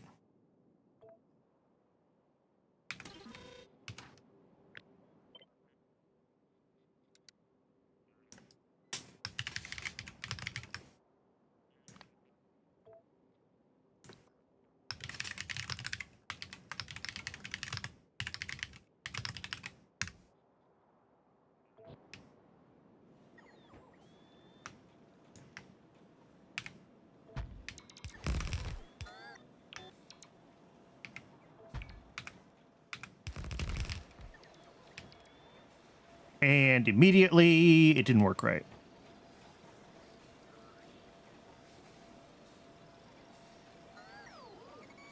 There's all sorts of stuff on green that shouldn't be, and cool. This is all wrong. What did I do?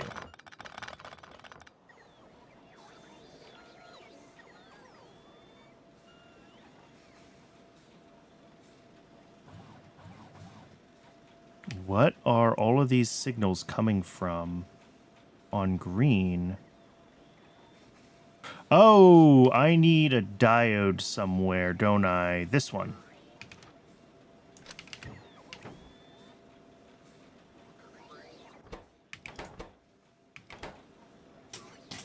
And I need a diode on that. Yeah, this is a diode, right? Yes. Because this is reading its, also reading its contents. Or reading its ingredients.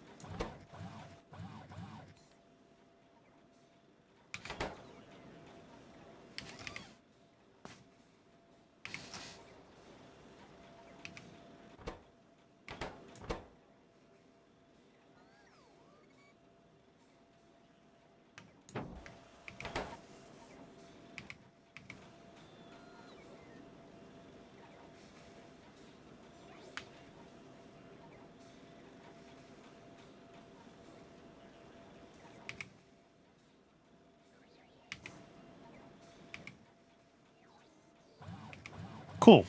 That seems like it's working.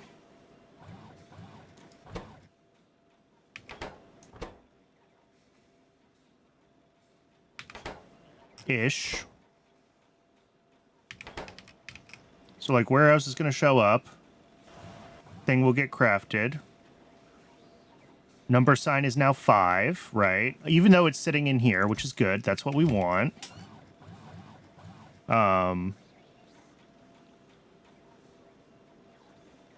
Yeah, and now it's like, hey, we need more requester chests and more warehouses. All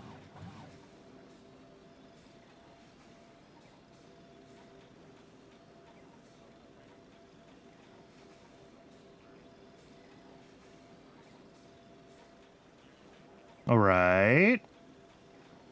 So let's update the blueprint because I'm sure that it's wrong.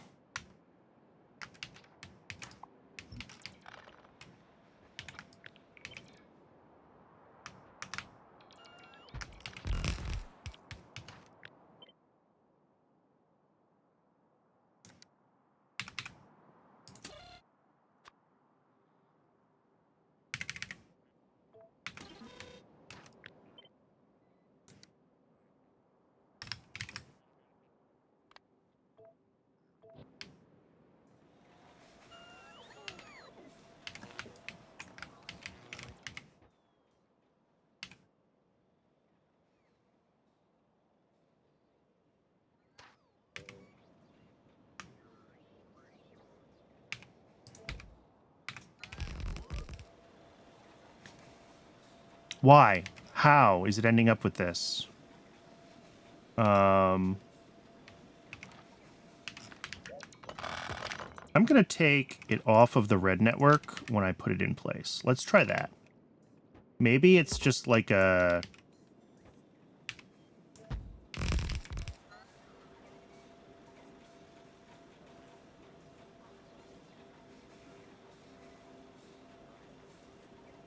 All right. And then when we do this... Now it manages okay. Yeah, all right. So I think it's a an issue of they need to be... There's maybe some order of operations when the combinators are built initially. So disconnect that, then drop the blueprint. This is module 3. Then we can connect it up, and it chooses the next thing. Okay.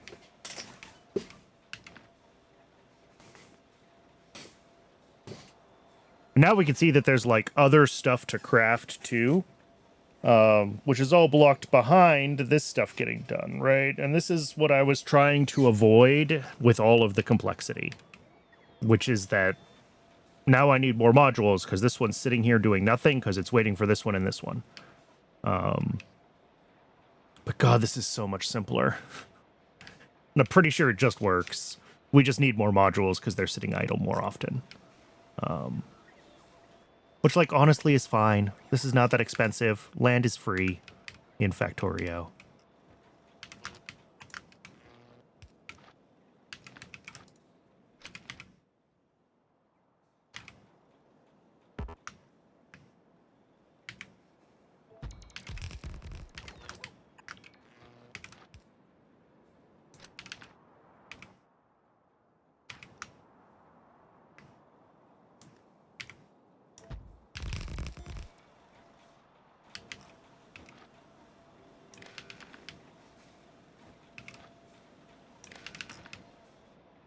All right, we've got 5 modules now, and I believe that's what alpha was already set to count to.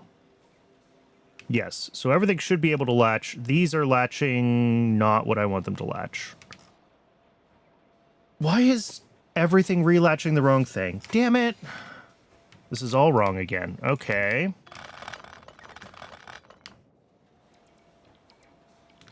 How is this doing this? Okay, so you're Omegas 2. And if I clear your latch... You latch those, as you should.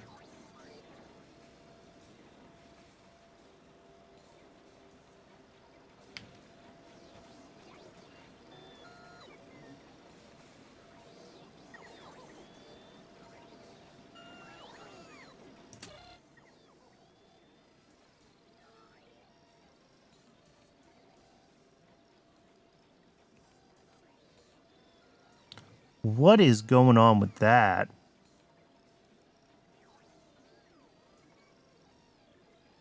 Oh!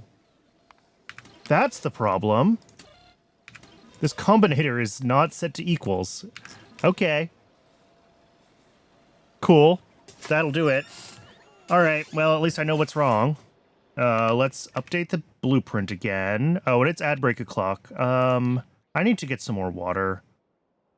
I am going to step away for a few minutes while the ad runs, and when we come back, maybe we can, maybe we can get this figured out. I will see everybody shortly.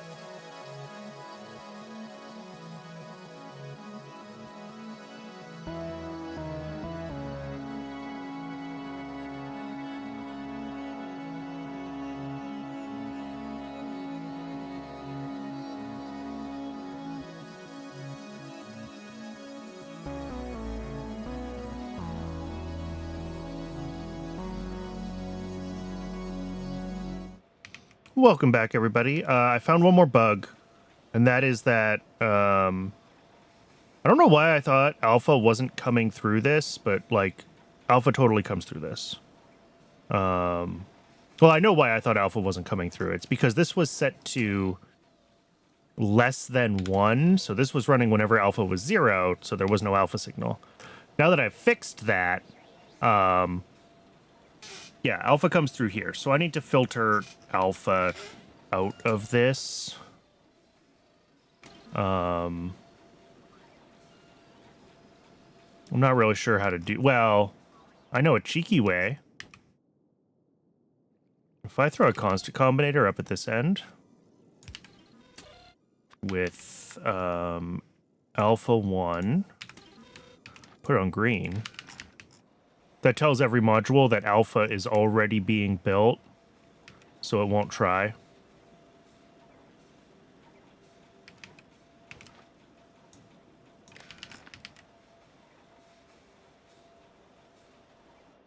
Yeah, and now every one of these has chosen a different craft, so that does seem to be working.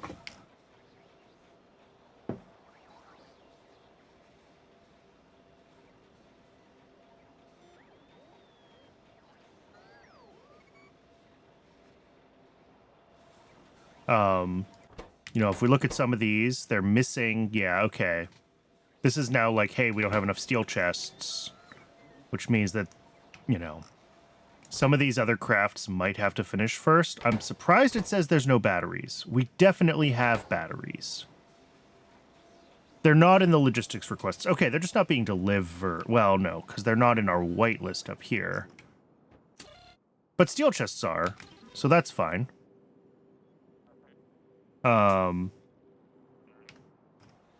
Yeah, they're just not being delivered yet, and that's okay. But I don't see steel chests, so there are enough steel chests in storage somewhere. Yeah. All right. Well, again, this is significantly simpler by virtue of...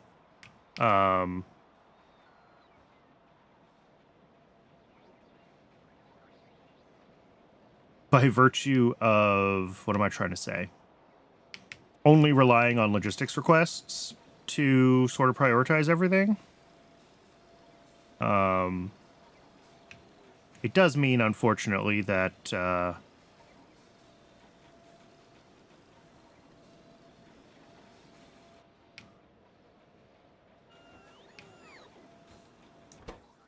some of the modules are just going to be sitting idle. And it does mean that I have to keep an eye on it, right? Because if we do end up with multiple, like, what could happen is that, like, a bunch of these all latch a top-level crafting request, and then there's not enough things at the end for, like, all of their dependencies to get built, and the whole thing locks up. This one can lock up. What I was trying to do before could not lock up. Or at least the goal was that it couldn't lock up. You know, the goal was that dependencies would always end up at a higher priority. And I do think that I could bring back some of the concepts of that for this. It's just harder.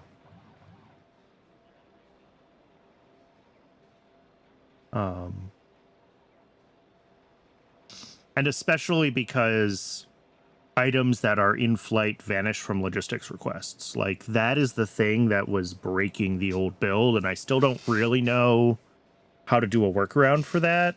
Like, if I say, hey, if you don't have your dependencies available, you need to stop what you're doing and do something else, then having it be the case that logistics requests all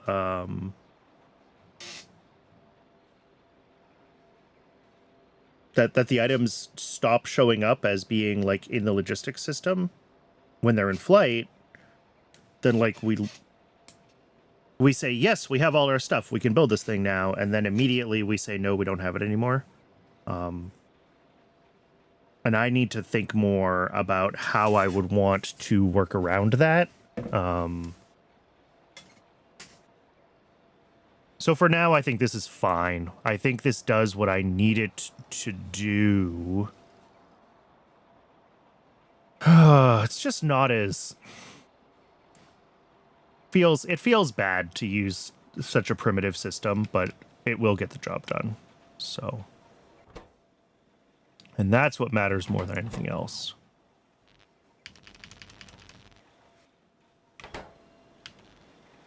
Hey, look at that.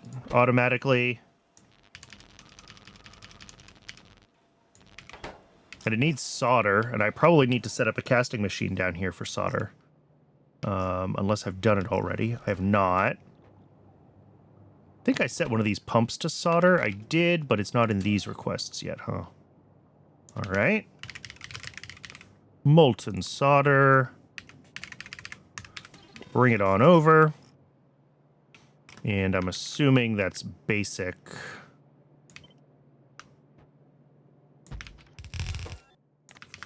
Castings. Yeah.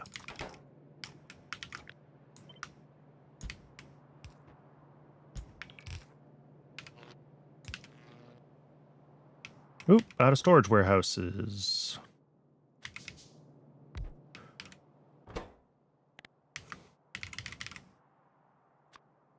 The stack size of solder, 100. Okay. Same as plates, so that works fine there. And then the molten solder. Wrong pipes.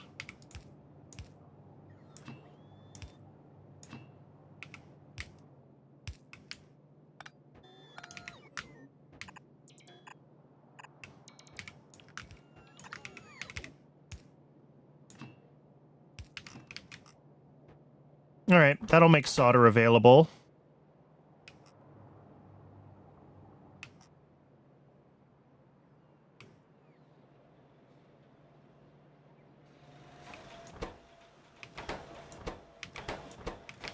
And then the stuff that's on the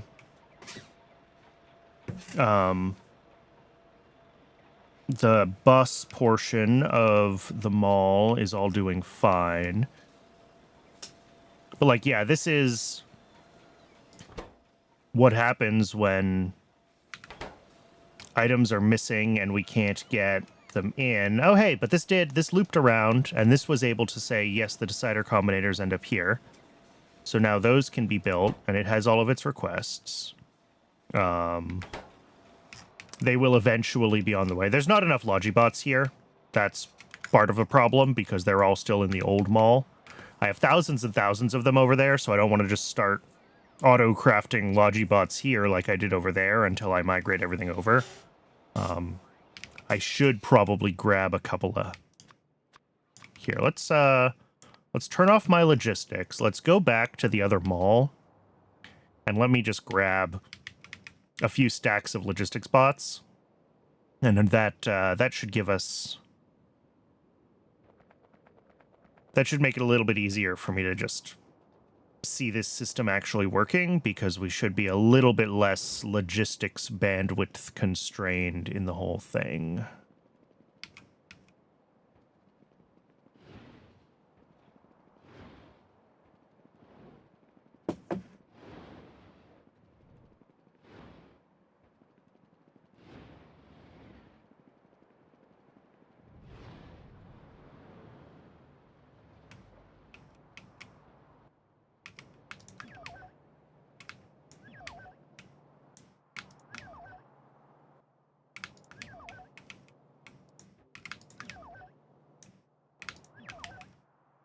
All right, couple thousand bots.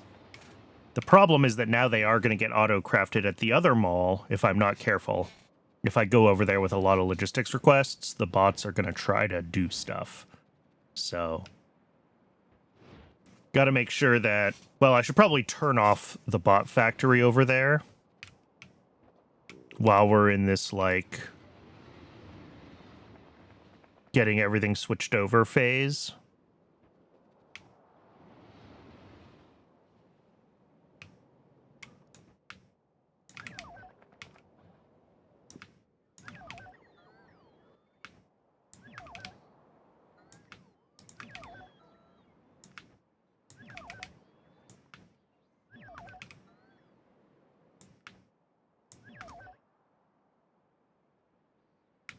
All right, that should help keep everything running a little more smoothly here. Oh, has everything finished crafting? There's no... Oh, right. Everything was my logistics requests. So, like, of course. Let's go back to actually wanting things. And, yeah, the bots all... I mean, there's some stuff that's in my normal requests that are showing up here already, right? Because the bots know that those are things that... Or the system already knows that it's allowed to craft those things. And probably I can add the CyberSyn combinators to the allow list. Rail signals? What are rail signals made of? We do go through a lot of rail signals, so I wonder if it's worth putting rail signals and chain signals just on the belt part of the mall. But like train stops we could probably do. Rails themselves, obviously we want to do with oh, there's this refined concrete rail recipe. When did I get that, and have I ever used it?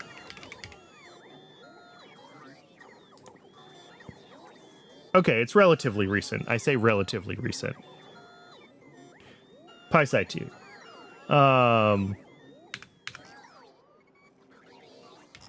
Maybe we should think about that. I don't know if I'm making much, if any, refined concrete on the base right now, but I think we could put refined concrete in the base. But this is good. A lot more bots moving around here, right? So everything's kind of figured out what needs to be crafted. This is like, hey, if we want to make this many more of these guys, we need 36 more chests, and now it's making chests, and here it's making combinators, and...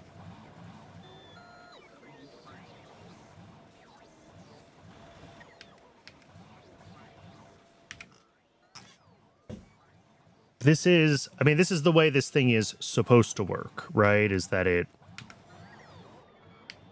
I show up, the bots figure it out. Or really the thing that's going to be super cool is when I can just export the requester chest blueprints from YAFC and just, like, drop them on the side of the road here. And then just, like, swing by and pick up whatever I need for a build. That will be very, very cool. We're not quite there yet, obviously. But progress?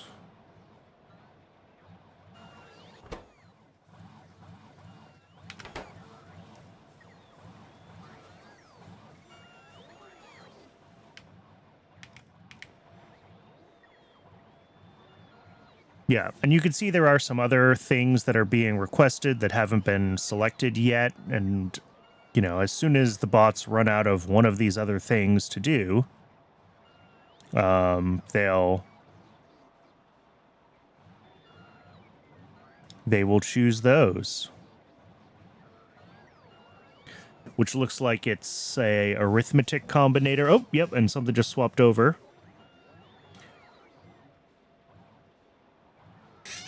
And then it'll be the CyberSyn constant combinator very shortly, as soon as something else finishes.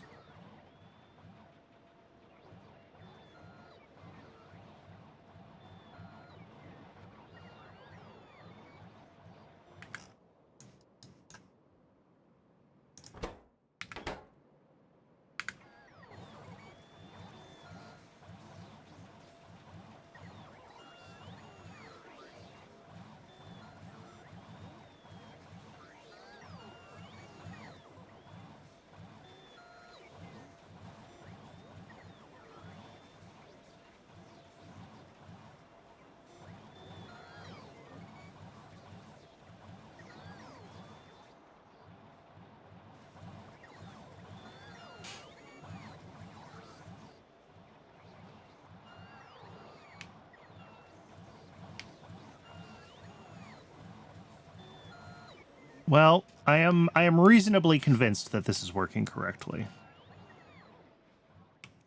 which I know is not does not necessarily sound great, but I think it's all we're getting right now. If I wanted these guys to be able to make these automated factories for me, what is that gonna take? I need to bring in a bunch of... I just need to bring in some stuff from Rails. Shafts, gearboxes, intermetallics all need to be available. That's not bad, though. And then what about the Pyroboport Mark 1, intermetallics and aluminium.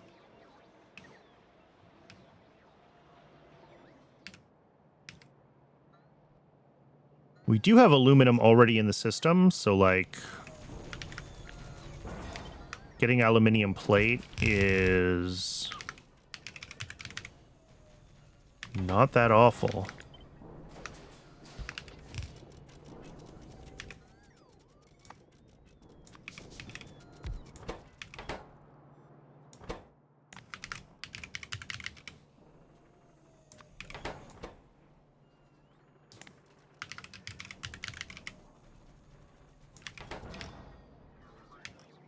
And then one of these is aluminium.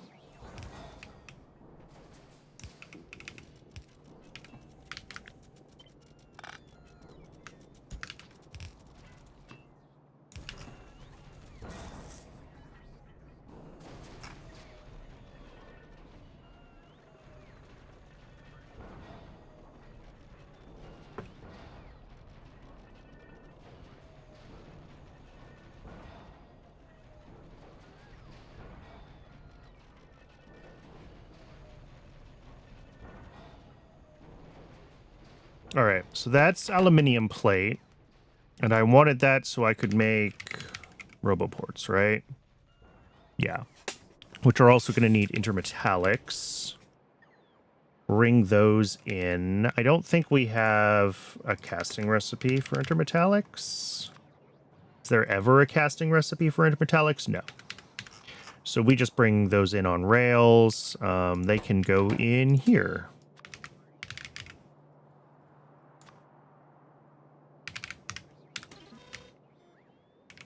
And then I'm going to drop in another requester station here.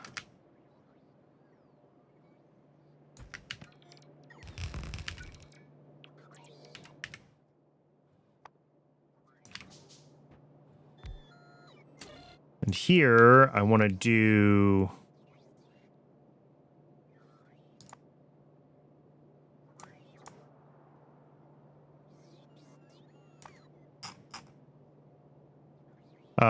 ooh, this is not the easiest way to look at this, is this?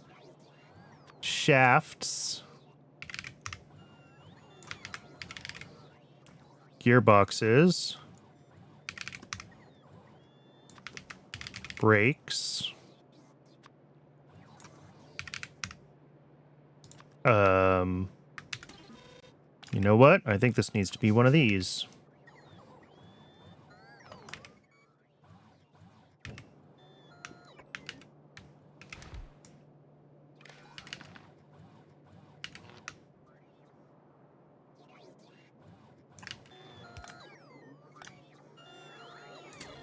Shafts, gearboxes, brakes, can't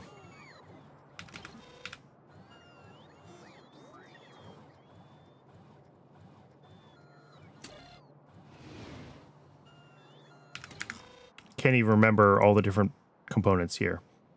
Shafts, gearboxes, brakes, control panels, and utility boxes.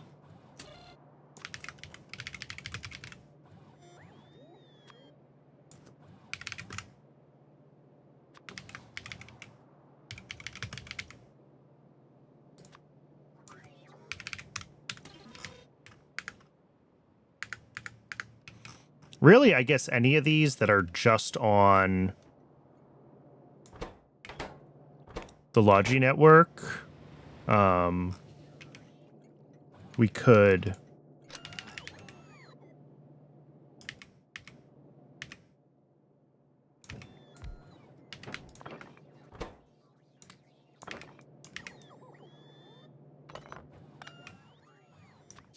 make as these guys.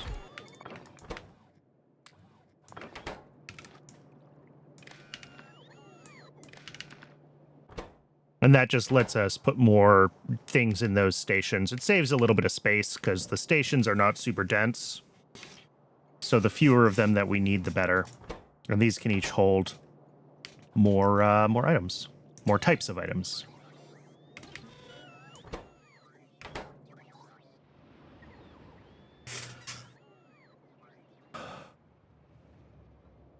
But that should be pretty much everything I need to be able to add a couple more things to the allow list for the mall. So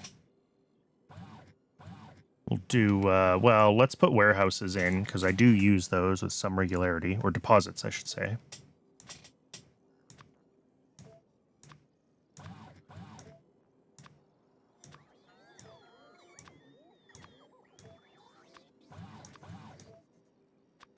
And then we want automated factories, and we want roboports because we're gonna be needing a lot of those. I do see that automated factories have ended up here. Yeah, and they need shafts and gearboxes delivered before they can get built. That's fine. That is expected. How are shafts and gearboxes doing over here, by the way? I haven't checked on them in a while. Actually. Well, shafts at least are doing okay. Gearboxes are still slow. We might need another gearbox assembler.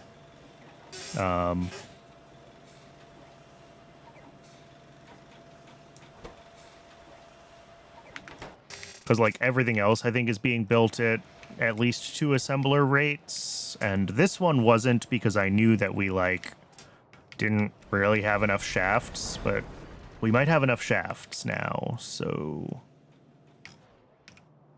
Although it's also true that these mechanical parts are catching up. And that is going to be pulling gearboxes from...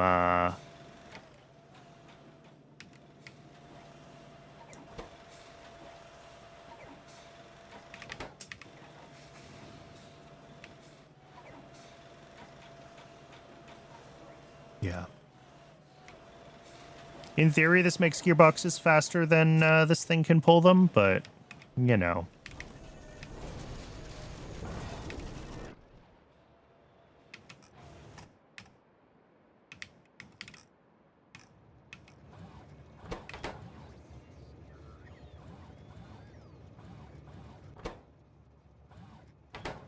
Cool.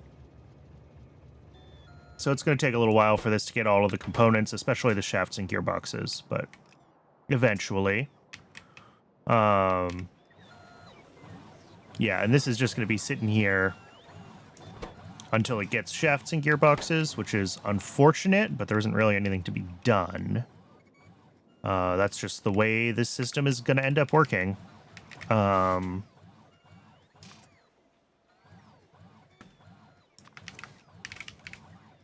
I guess I do want to say, hey, bring me roboports, and that should get assigned to something. Here we go.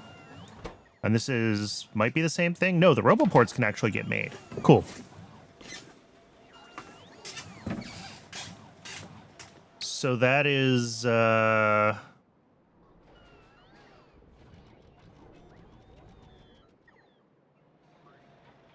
it's working better. Things are working better. I did say I wanted to put rail signals down here eventually when I'm worrying about those. And the other thing we need to do is we need to figure out how to decommission this mall and get all the stuff that's in it out and into storage here. I was thinking about doing that with like if I set up I talked about this at the end of last stream the other day. If I set up like a storage deposit feeding into rails, and I just start disassembling all the rest of storage, the bots should put everything in that deposit. And then we just have a train And I guess I can set it to like, 1 second of no activity or something, because it's not necessarily going to fill up, because we're not always going to have a full slot for each item that gets thrown in a random slot. So like we'll need to put stuff in the train, send the train down here, put that in an active provider chest, and then that'll push everything into storage chests down here. And then eventually the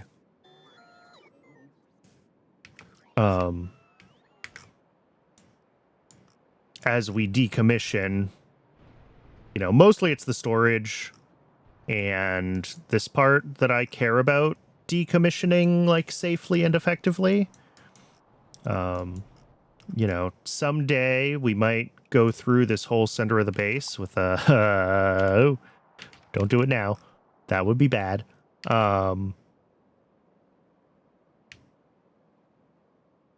But that's not going to be an immediate thing. It's getting this cleaned up. It's getting everything that is currently in the mall into this mall so that it's available for me.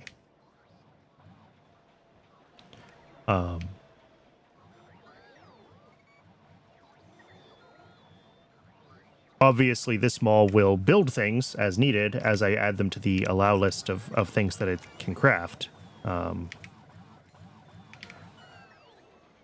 But getting everything that's up there into storage down here will still be a worthwhile endeavor.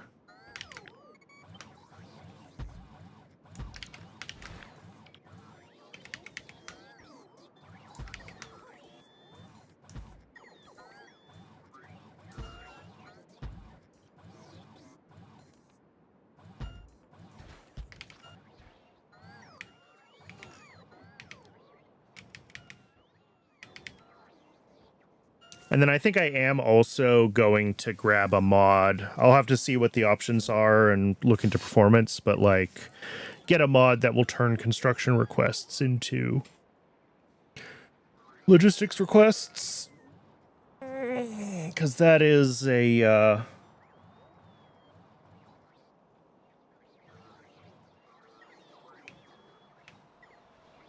that's a much nicer way to be able to do things. And that way I don't have to set up like default requests for stuff so that the bots have things in buffer chests. Like I can, right? If I want to grab just so the bots can build this, right? I do this. And then I request storage chests, right? And like just have like, I don't know, keep 10 of them. And then those should get built, and then the bots will grab those, and I could set this buffer larger, but 10 is fine.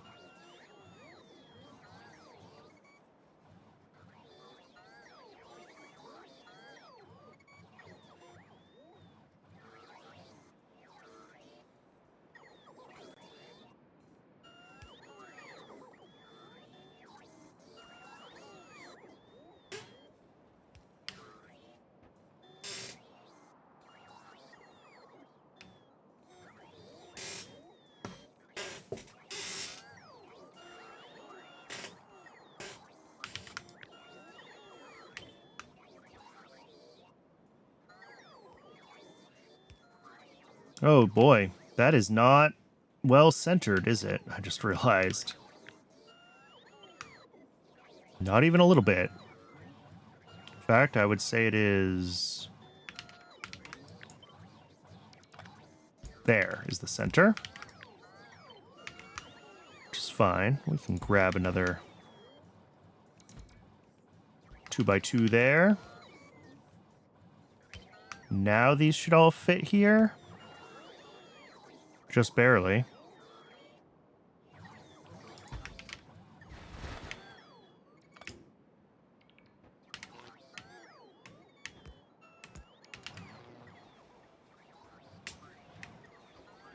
Well, turns out I copied and pasted that all over the place. That not quite centered.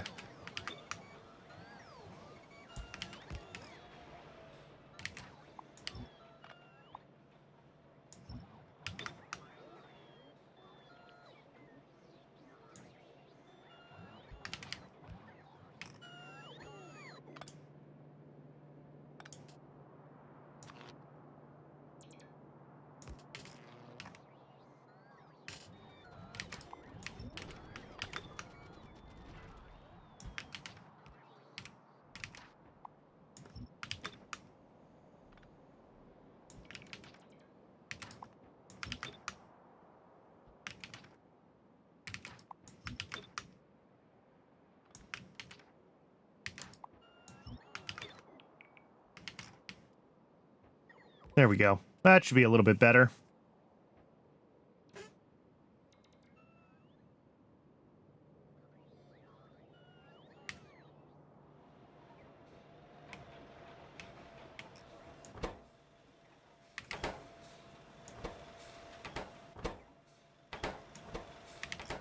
That all looks good.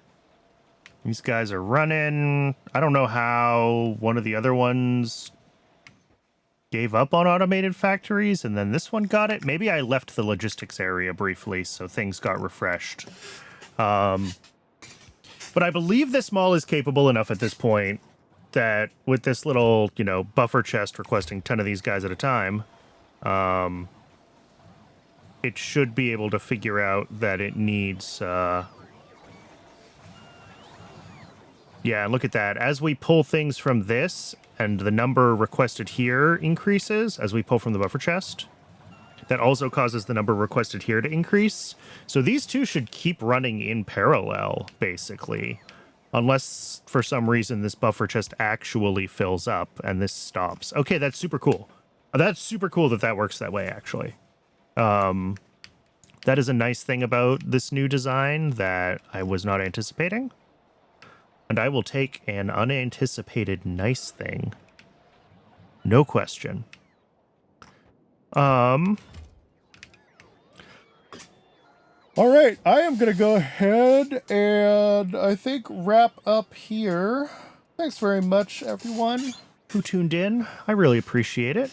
If you find this on YouTube and want to watch live, there's a link to my Twitch in the description.